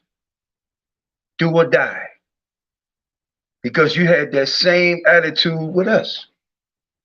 Our people did, and you still murdered us, lynched us, and killed us. Made up false accusations. So why should he spare you when he didn't spare us? Okay? Y'all think that this is going to be an easy trip. Y'all automatically think he going to march you in the kingdom and all is forgotten. Let bygone. Nah, hell no. Nah. Somebody got to pay for the blood they shed. You got to pay for the blood that you shedded. You got to pay for all the lands you stole, all the people that you corrupted with Christianity and all these other religions. Why you don't supposed to pay? But we paid the price. Do you understand that he took every damn thing from us? Everything. We've been reduced to nothing here. So now we coming into the time frame where we gonna be uplifted and put back in our rightful seat. Y'all trying to delay that. Y'all ain't delaying nothing, man. We gonna see how tough y'all is when you get on the other side. We gonna see how bad y'all are. Make America great again? Forget about it. That's what God is saying. Forget about it. Because America's finished. The land of whoredom is finished. Babylon the Great, you're done. There ain't nobody could come in and save this society. Your kingdom is finished. Donald Trump is your Jesus Christ. Well, he gonna die just like ours did. But ours was coming back to take what was stolen from his people. So y'all better put that in y'all pipe and smoke that.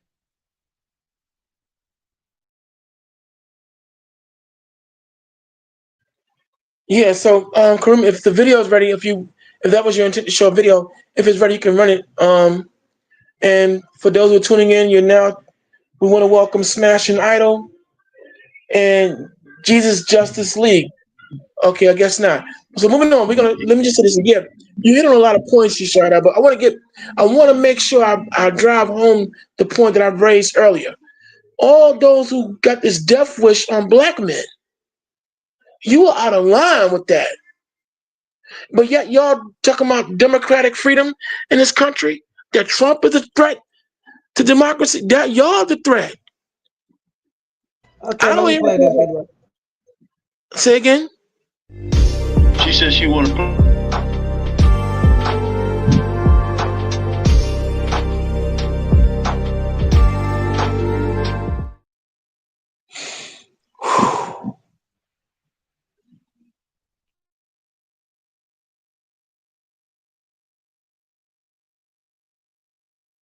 Deportation operation in the history of our country.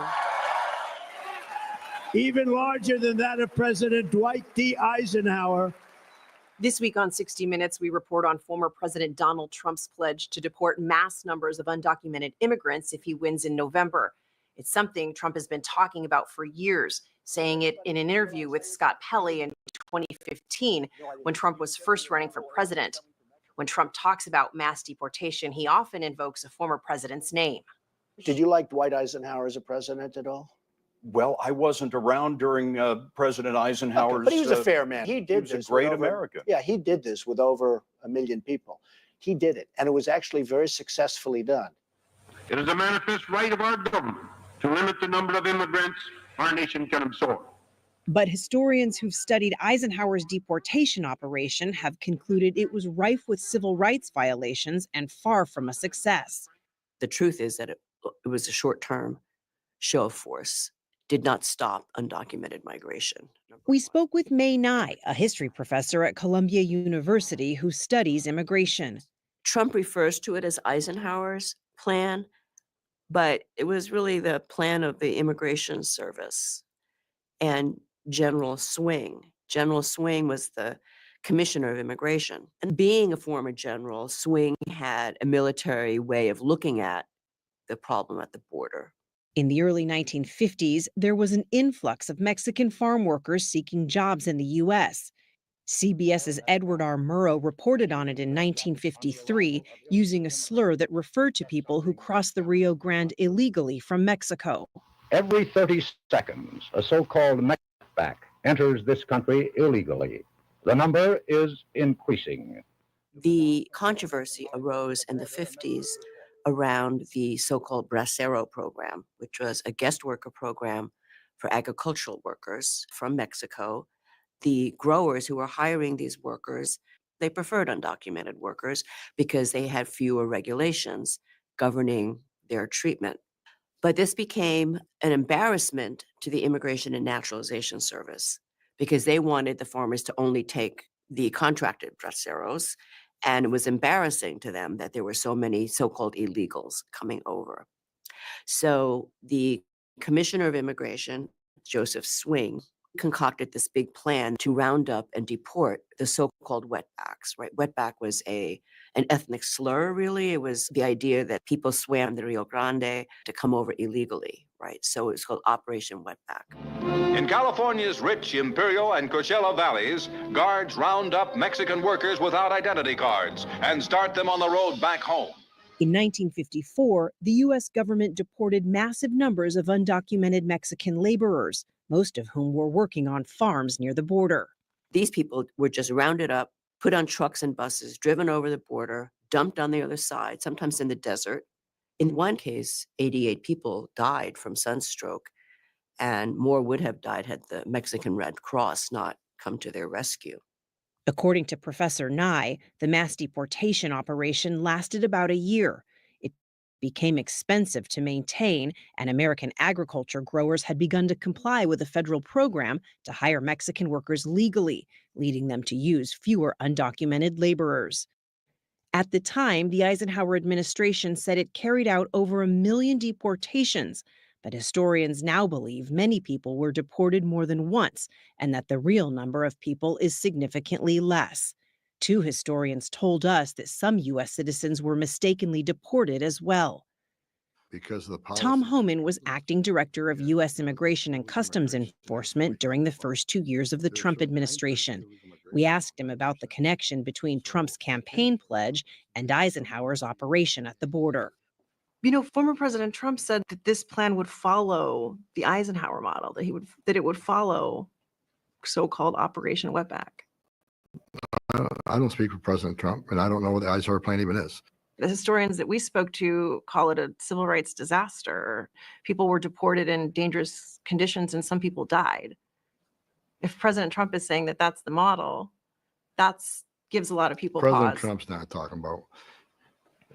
Look, I know this man. There ain't no way. Following the There's Eisenhower no model, way. we will carry out the largest domestic But that deportation doesn't operation in mean American people are history. going to die. Okay. That doesn't mean civil rights are going to be violated. The President Trump doesn't mean that. But you could understand how someone might Well, he could think say that, he's got fear the that. Eisenhower plan was a massive deportation, but it doesn't mean all the negative things that happen are going to happen under his leadership. You look back in the 1950s, you look back at the Eisenhower administration, take a look at what they did, and it worked. Well, today you have Professor Nye told us that it would be even more difficult now than in the 1950s to conduct a mass deportation of undocumented immigrants. They're not.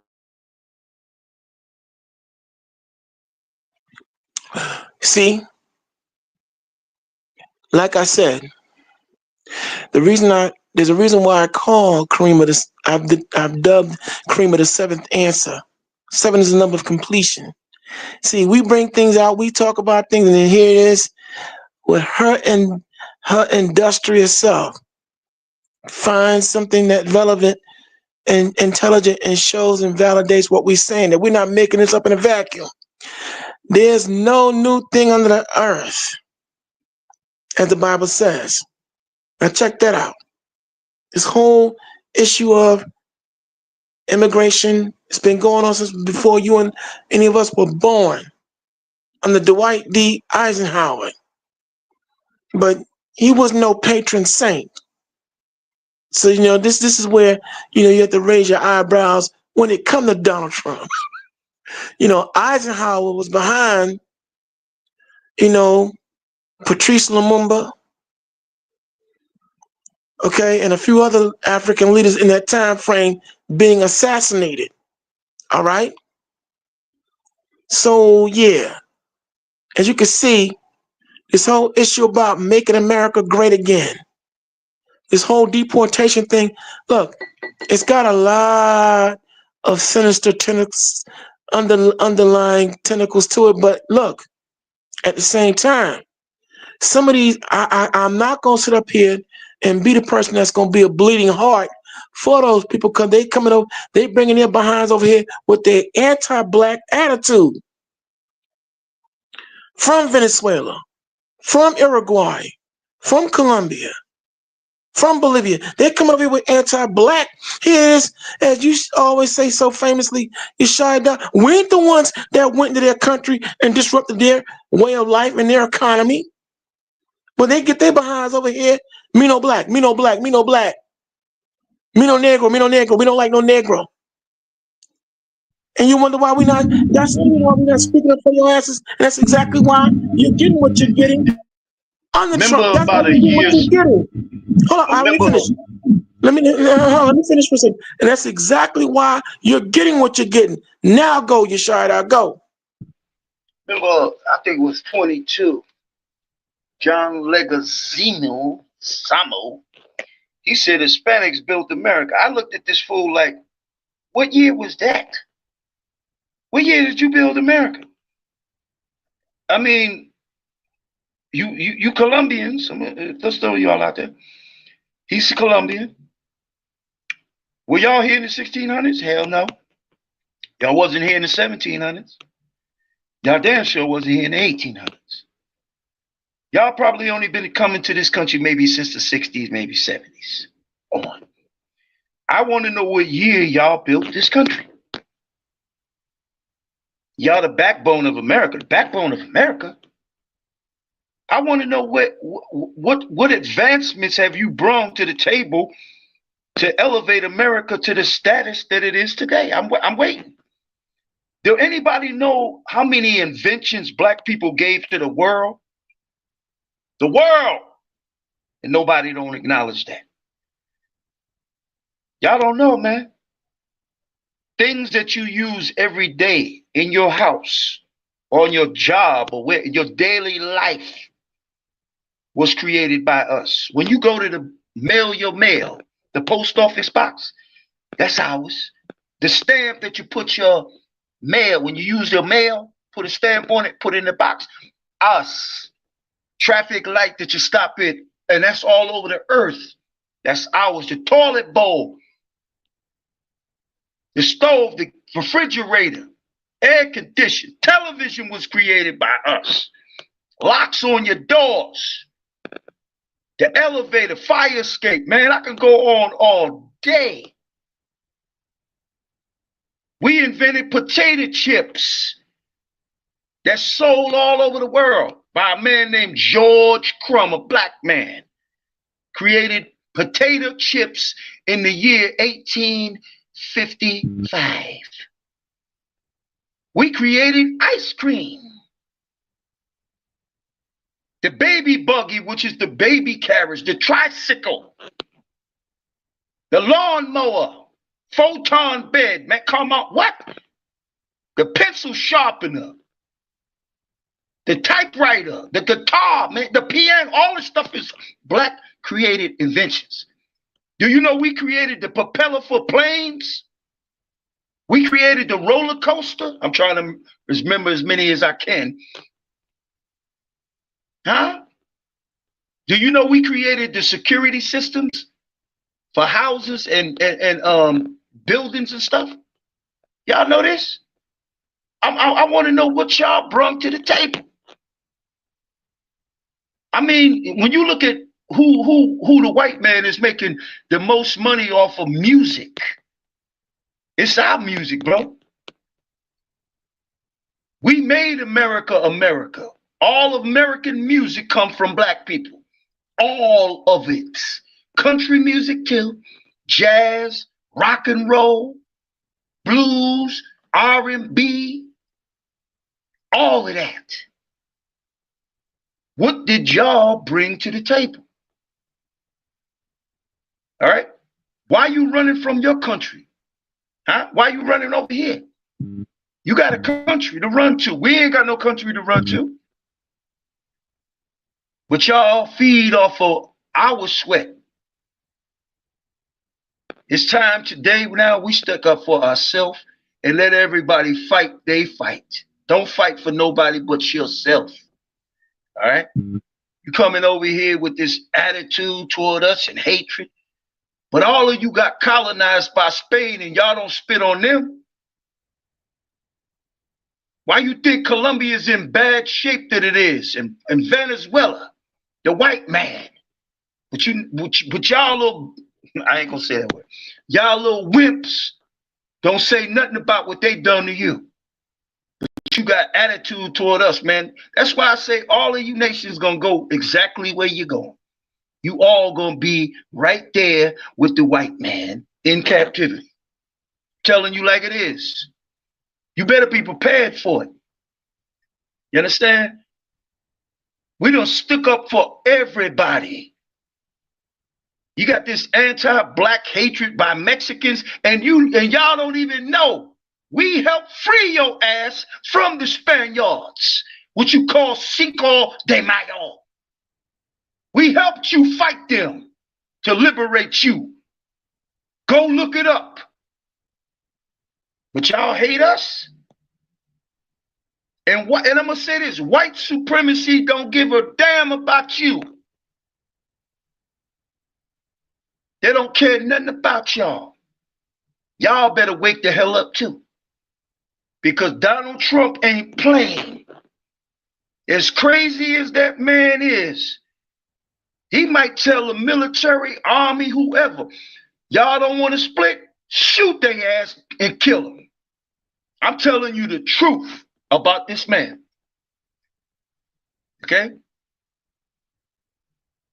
The time is up, man, that the Most High's people being used and abused by all the nations. That's coming to an end, bro. That's coming to an end. All right? Y'all been lied to your whole damn life. Surely all your fathers have inherited lies. You white people in America, number one, you've been lied to about everything. Your white forefathers told you that the Almighty was a white man. That's a lie. Everything is beautiful. They make everything that's beautiful look like them. It's like when we eat, you eat cake. Angel food cake is so-called white. The devil food cake is the brown cake. Ain't that something? But you the damn devil who went through the whole earth and destroyed. Come nothing but destroy, kill, and maim everybody. Everybody need to break the spell that you got on them. You people got a spell on the world. And that spell gonna be broke. Tell you. Y'all gonna know the real deal. I'm gonna keep it real and I'm gonna let Malachi come back in. When the Messiah, our Messiah, I'm gonna say it again, our Messiah. He's not your Messiah. He's our Messiah. When y'all don't see that pink booty, Caesar Borgia's looking tight looking white boy, y'all gonna know y'all asses had it. It's over for y'all. I'm telling you like it is. And then one of the thing another thing I want to throw out there, they talking about this UFO phenomenon now. They having meetings about UFO. First and foremost, the United States government knows that so-called UFOs are real. They know they're real. And they know who they are. They know that those are the chariots of the Lord. They know it. They know it. That's why they build space stations in outer space trying to fight, getting ready to fight against the Almighty and his army.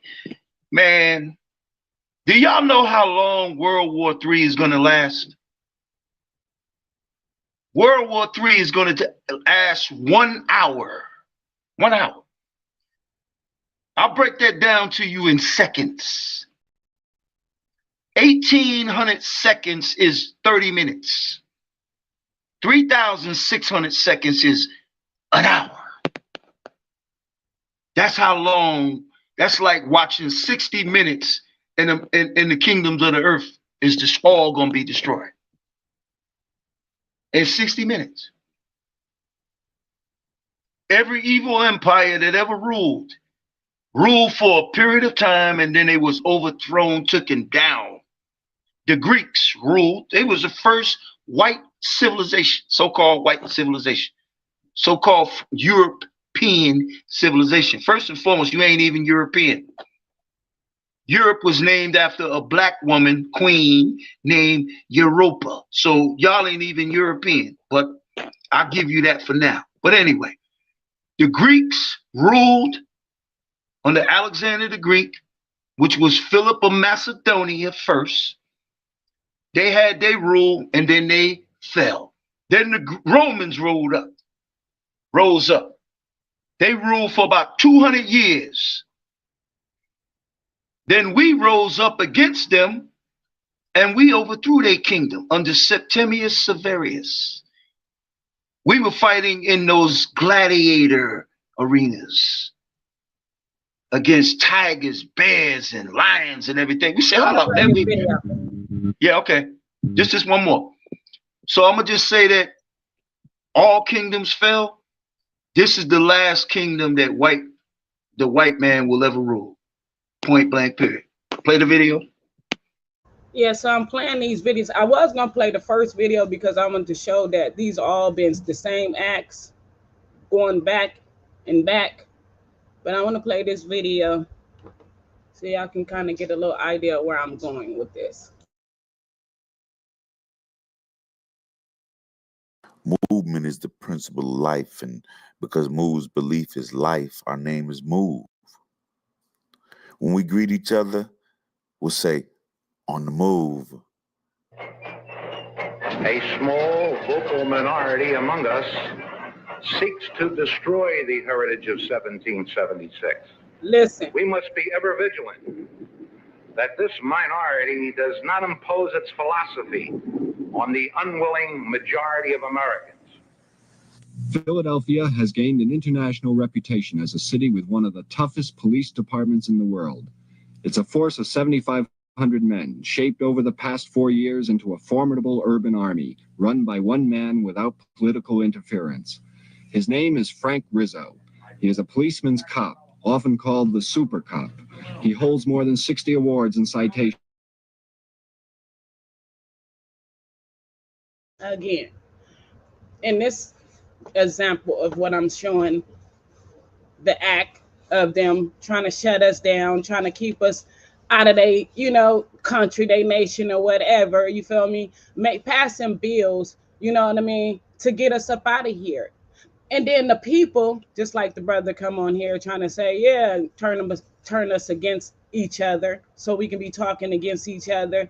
The same thing, the black people was talking against them. Oh yeah, they coming in here to move in the neighborhood and all this type of stuff. This is just, like you said, a rerun, a pretty much rerun.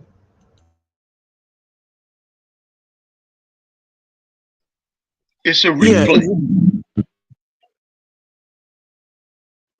So the bottom line, so overall, what she's showing for all you who are tuning in, like I said, there's nothing new under the sun. And this whole immigration thing is one big play to get all of our behinds. And that's why we got to pay attention. That's why I raised the issues earlier on. We raised the issues earlier on about the so-called Hispanic takeover. That's not happening. That is not what's happening. Okay, this whole entire setup is one big dragnet to drop all of our behinds in the same damn bucket and hopefully flush all of us out of existence, okay? Including you poor whites. They don't want you here either. You in that same bucket right along with us. That's why they call you PWT, poor white trash. You're not excluded from this plan they got going on. You mean they don't give a damn about their poor white trash people either? Not at all. Not at all. But see, the thing is, but keeping it, we got our humor, but on a serious note though, these two videos that Karima just showed you, it's showing you something powerful. Now, the issue of MOVE.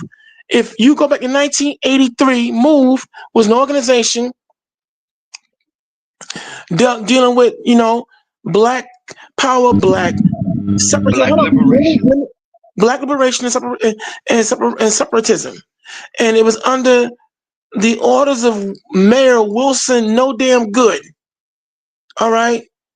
Under the governorship, but it was Mayor Wilson Good that gave the green light for a faction of the government to come in and bomb and just kill those people, men, women, and children. Black men.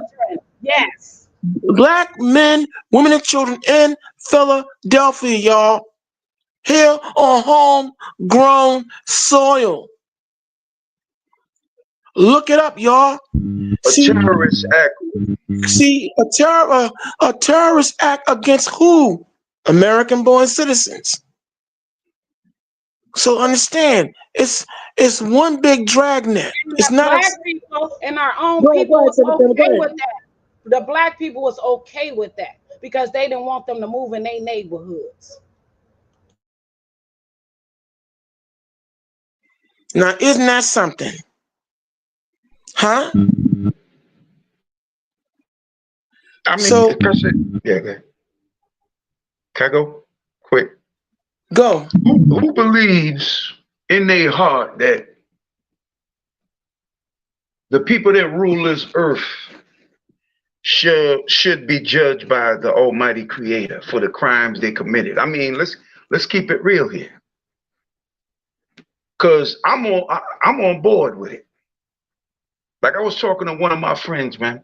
He was telling me, you seem like you on Camilla harder than Trump. I said, number one, I don't give a damn about neither. I said, Trump get in ain't gonna change nothing for us. She get in ain't gonna change nothing for us. See, I said to the man, look, if I could vote the oppressor out of his seat, I'd be the first man in line to do that. We can't vote these people out of power. You understand? We can't do it. I want them out of power over me and us as people. You understand? They have to receive the judgment that we receive. You understand? If our forefathers committed crimes against them and he made us pay the price, why are you going to be excluded for the crimes y'all did worse? See, they could talk the talk, but when the punishment come their way, they can't handle it. The Lord ain't really shown his true power on you yet. He just showing you little tidbits here and there. He ain't shown his true power yet. What he gonna do to you? If y'all notice, Oklahoma get hit with tornadoes every year. For what happened in 1921, Tulsa, Oklahoma. They ransacked that black township. Here's a people that hate our guts, don't want nothing to do with us, so they claim. Here we get our own thing, And y'all are jealous of that. And got all the power and they jealous. Y'all ain't lost no rights in this country nowhere in all 50 states. You understand? You could always call the police. The police are the modern day slave catchers. Because you notice it's always the police committing unjust acts against who? They don't do this to no white folks. They don't do this to the white people. You don't see no damn 20 cops beating up one white woman and one white man. I was walking from work one time, a couple of years ago, more than 10 years ago. And I was walking down Queens Boulevard right near a movie theater, not too far from my house, maybe like a mile away. I seen about 10 cops, one black man on the sidewalk. It took like 10 of them just to attend to that one guy. One man. And he didn't even do anything. White privilege is done. And the man that you think is going to save your kingdom, your empire, your, place in this world, sadly mistaken, he ain't going to do nothing. Because I'm going to let y'all know quick, and then I'm going to let Karima play this video. Donald Trump might not make it to the White House. That's a fact. He might be alive right now. He might go to sleep tonight and don't wake up. Then all you white people in America that put all your faith in the bag when it came to this man, what you gonna do then? Chaos will hit these streets. We know it, and you know it. You can play the video.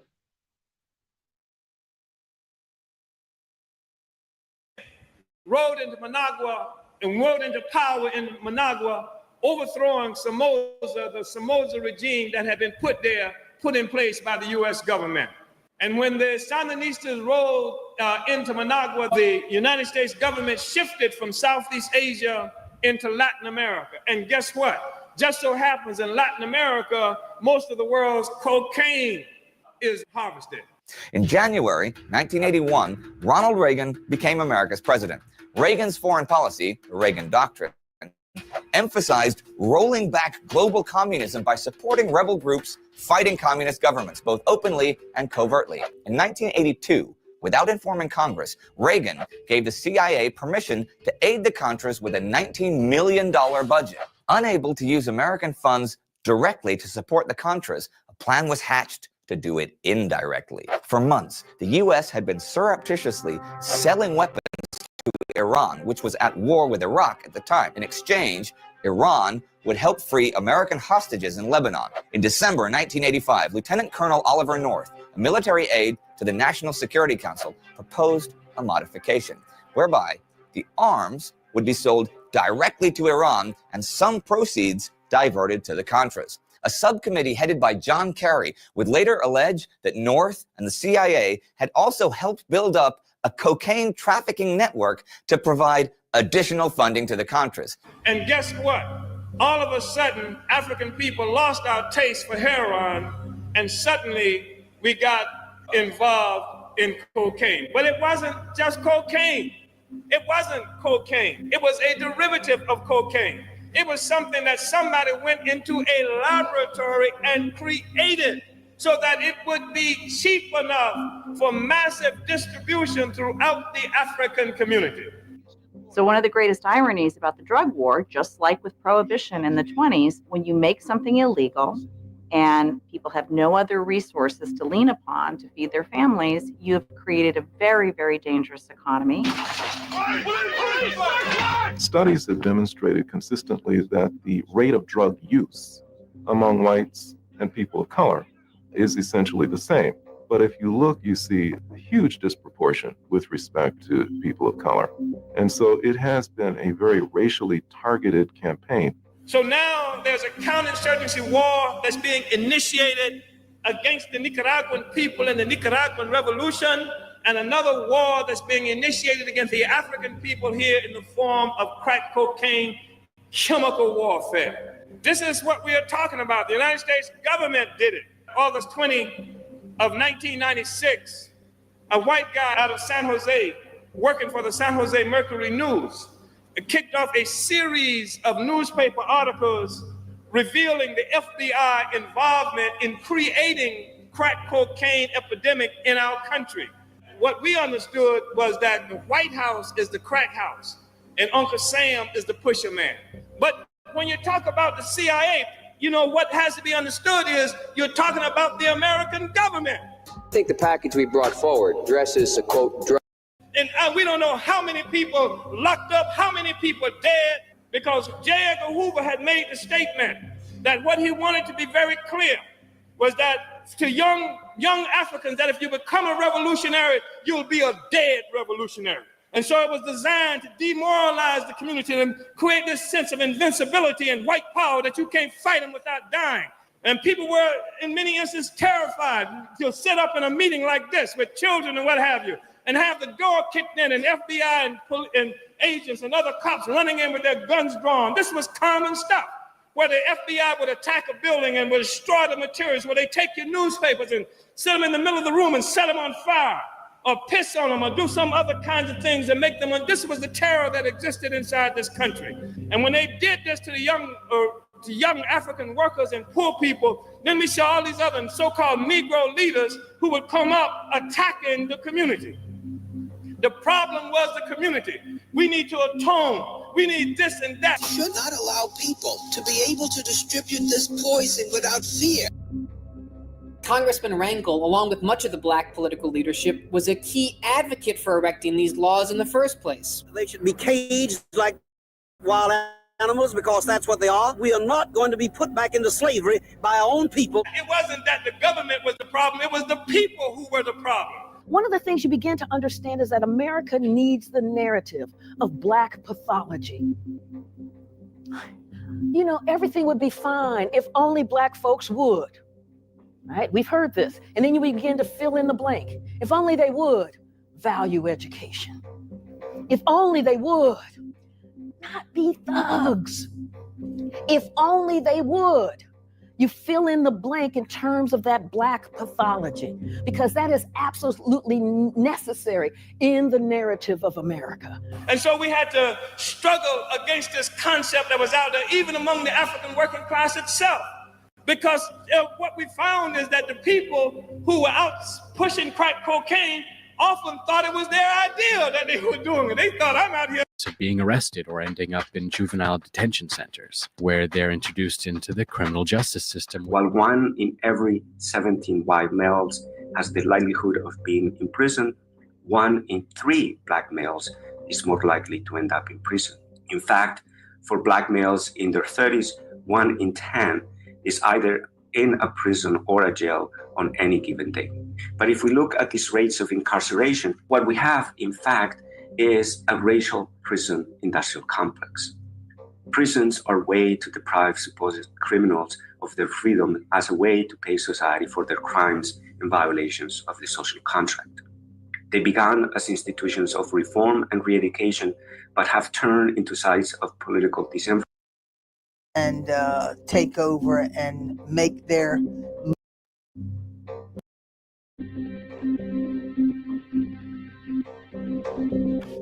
Nobody can call them weird, odd, urban guerrillas, cultish. They aren't odd, they're little kids. And they were burned to death. No matter what anyone thinks about the adults, and what anyone says whether or not those adults contributed to the deaths of those children, the fact of the matter is that the deaths of those 5 children is inexcusable, intolerable, and should not have occurred in a civilized society.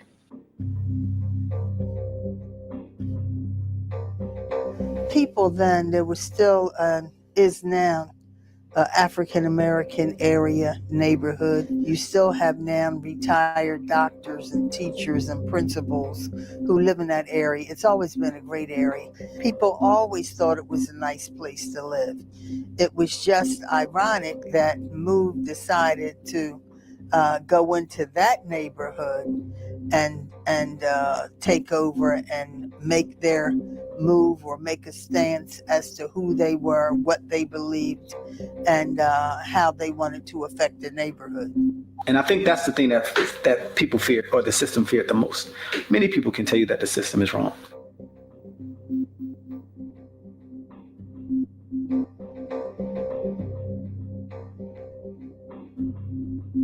But when you actually put it into action and actually do something about it and get other people to see that too and get them to do something about it. I mean, these MOVE people, original MOVE members, they were phenomenal, fantastic. What John Africa would say, one example is worth 1,000 MOVE meetings. MOVE was founded in the early 1970s by this man, Vincent Leapart, a local handyman who renamed himself John Africa. Your brother. That's why they will never stop moving. They will never. My brother was my brother. And I said John Africa was the founder of the MOVE organization. Vincent Leapart is my brother. MOVE members wore their hair in dreadlocks and lived in communes. All members took the last name Africa. We believe that man's lifestyle is wrong, and we're about getting rid of it. What MOVE wanted to get rid of was quite simply the evil establishment, including the government, which they said was alien to life itself. MOVE means light, the air, the sun, the rain. That's why they will never stop moving. They will never stop what's right. They can't stop what's right. You can't stop the air from blowing. You can't stop the sun from shining. That's why they never stop the MOVE organization. John Africa was teaching people one very simple thing, that life is the priority. There is nothing more important or more powerful than life. There are Catholics and Methodists, evangelists, theologians, you name it. We were the religion of life. Where is it written that we could not have a religion of our own? What John Africa did was expose the lie and the system, uncover it. Could you describe what you mean by the word the system, please? The system, the establishment, you. The word MOVE is not an acronym. It means exactly what it says. Move. All right, and we're back. And you are now tuned in to Truthality TV, or Truthality platform, the Lion's Den. The conversation continues, and as you can see, I'm gonna say it one more time. Do y'all see why I've dubbed Sister Creamer the seventh answer? 7 being the number of completion. Do you see why?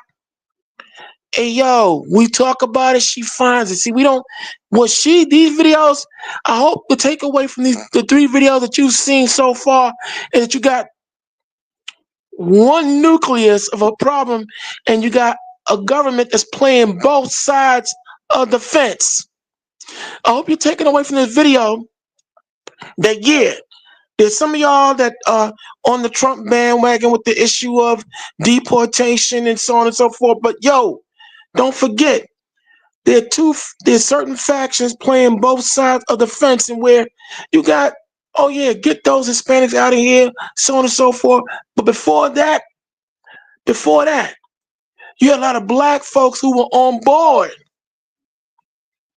with the destruction of the Black Panthers, who were on board with the destruction of the MOVE, who were on board with the government moving in on black liberation organizations. Correct. Who were about what? Cleaning up the community and getting things right. So don't forget that same element can be used and twisted out if you're not careful. These videos are powerful. The Iran-Contra and the whole crack epidemic and everything else, all that. There's nothing new under the sun. The whole takeaway is, don't forget that there are certain governments and moves being made, and the two sides, that they're playing both sides. Earlier on, as Karima said, our beef is not with the Hispanics, okay? Don't get it twisted. Even with all that, they're anti-black or what, don't get distracted by the main culprit. The main puppet master, if you will, that's causing all the chaos and coming for all of us if we're not careful.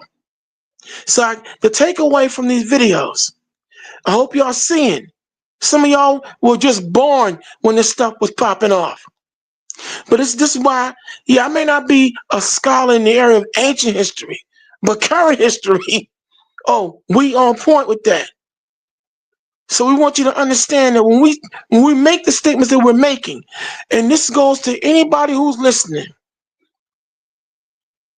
okay, especially you white folks, we're not coming at you because the color of your skin is so-called white. We're coming at you through divine judgment because your actions and your deeds on this planet have not been right as it is this day. And for you young white folk out there, you got your fathers to thank. The Ronald Reagans, your John McCains, your John Kerrys, your Joe Biden, because you saw Joe Biden was in the video.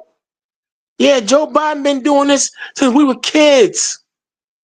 Okay, the Joe Bidens, the J. Edgar Hoover, George Herbert Walker Bush, look, your forefathers and your current forefathers have put y'all in the crosshairs of Amos 9 and 8. For behold, the eye of the Lord God is upon the sinful kingdom, and therefore he shall destroy from off the face of the earth.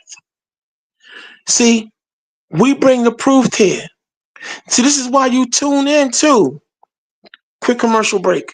This is why you're all tuning into the Lion's Den. One of many voices out, because see, we give you the truth.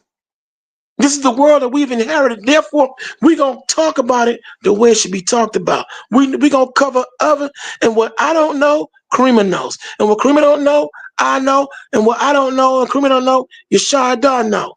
Somebody knows something. So, and the one thing we told you at the beginning of this show, when you tune into the Lion's Den, somebody going to probably steal this one too. You're going to get the facts. That's frequently accurate, correct truths.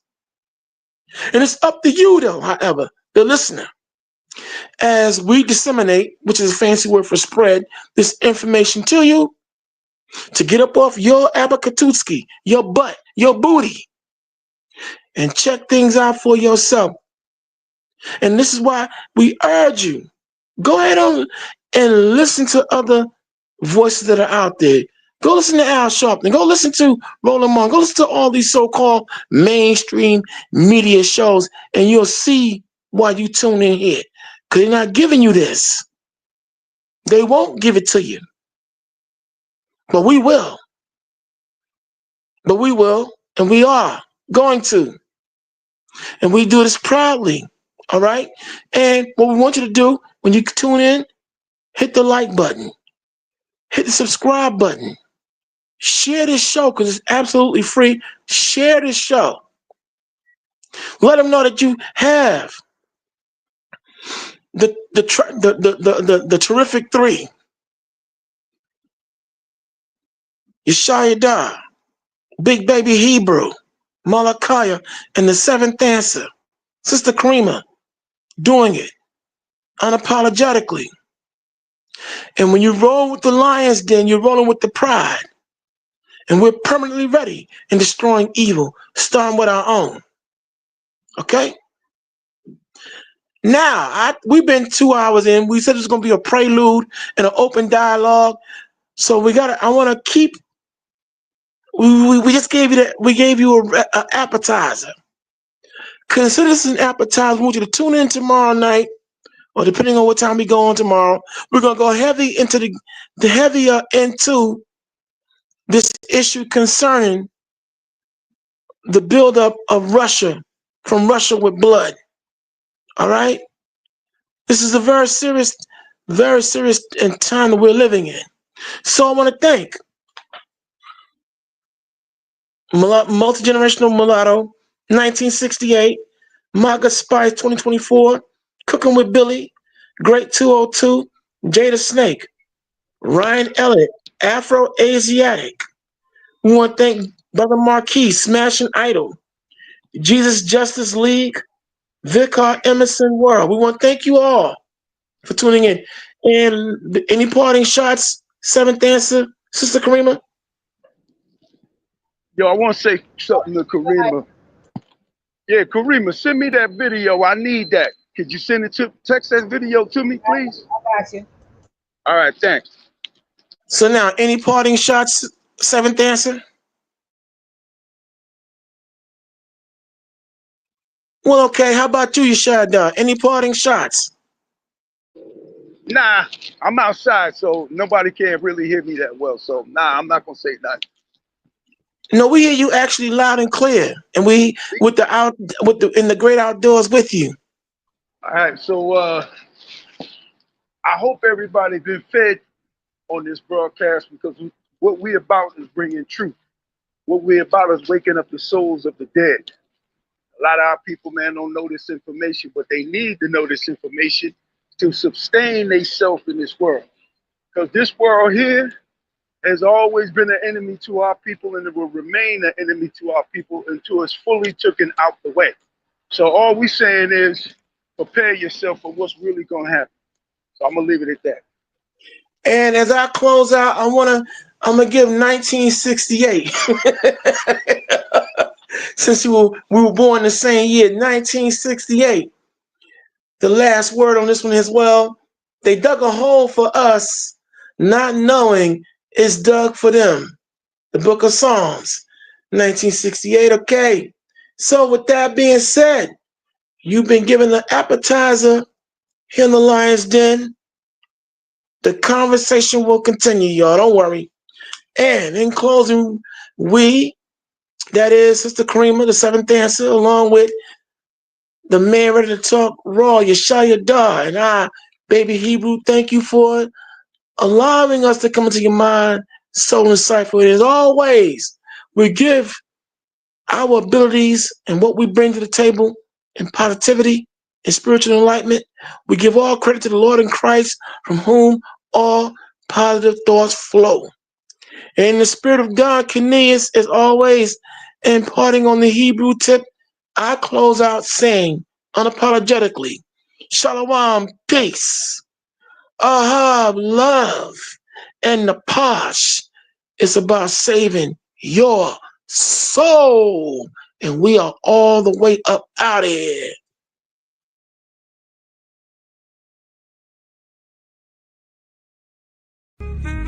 I'll praise you, Most High. Yeah, that sound good, y'all. Hello. What we doing? Hey, cook that up, Khalid. We still getting to the money, got these haters in they field. Lil' homie, let them chill. Most I told me, finches hit my enemies, my footstools. We ain't got no beef for real. Fuck this shit, this how we live. Look here, homie, we still getting to the money, got these haters in they field. Lil' homie, let them chill. Most I told me, finches hit my enemies, my footstools. We ain't got no beef for real. Fuck this shit, this how we live. Look here, homie, be still. They said you got the call, they trying to blackball you. Play what they own, bro.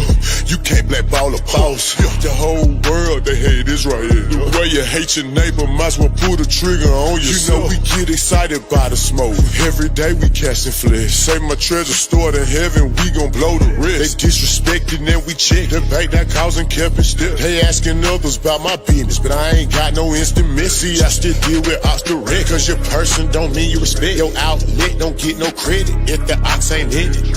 Money answer all things and you got all these questions.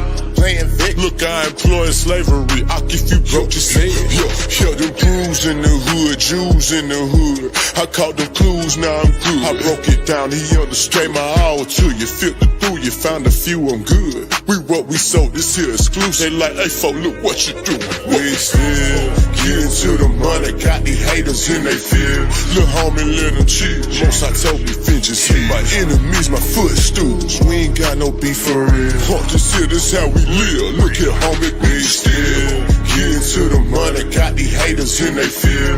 Lil' homie, let them chill. Most I told me vengeance hit. My enemies, my footstools. We ain't got no beef for real. Just here, this how we live. Look here, homie, be still. Most I told me be still, give her room to work.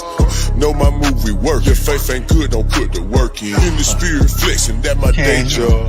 Getting the mode out my own, I don't know what they are. Before I got the blueprint, and I'm too legit to quit. Let it spark in the dark, be a light, got it lit. Trying to map my movement, got my haters pondering. The odds set the questionnaire, they wanna know if you still lit. It hit different, you authentic, a lot of odds pretending. We do it for the Lord, got my own motion, who are you to judge? Put most high first, none above. Take in the spirit, we locked in, they'll come against your plot. You know Judas said, yeah, we spit them scripts, they barely not. Came on slave ships, then you not black. You know they tell you everything. Isaiah 30:20, yeah, we bad. You see what happened when they tried to rail the train up off the track. False witness, hypocrite. We throw shots back, now they feel heat. Must go get it. We still getting to the money, got these haters in they fear. Lil' homie, let them chill. Most I told me vengeance hit. My enemies, my footstools. We ain't got no beef for real. Just here, this how we live. Look here, homie, be still. Getting to the money, got these haters in they fear. Lil' homie, let them chill. Most I told me vengeance hit. My enemies, my footstools. We ain't got no beef for real. Just here, this how we live. Look here, homie, be still.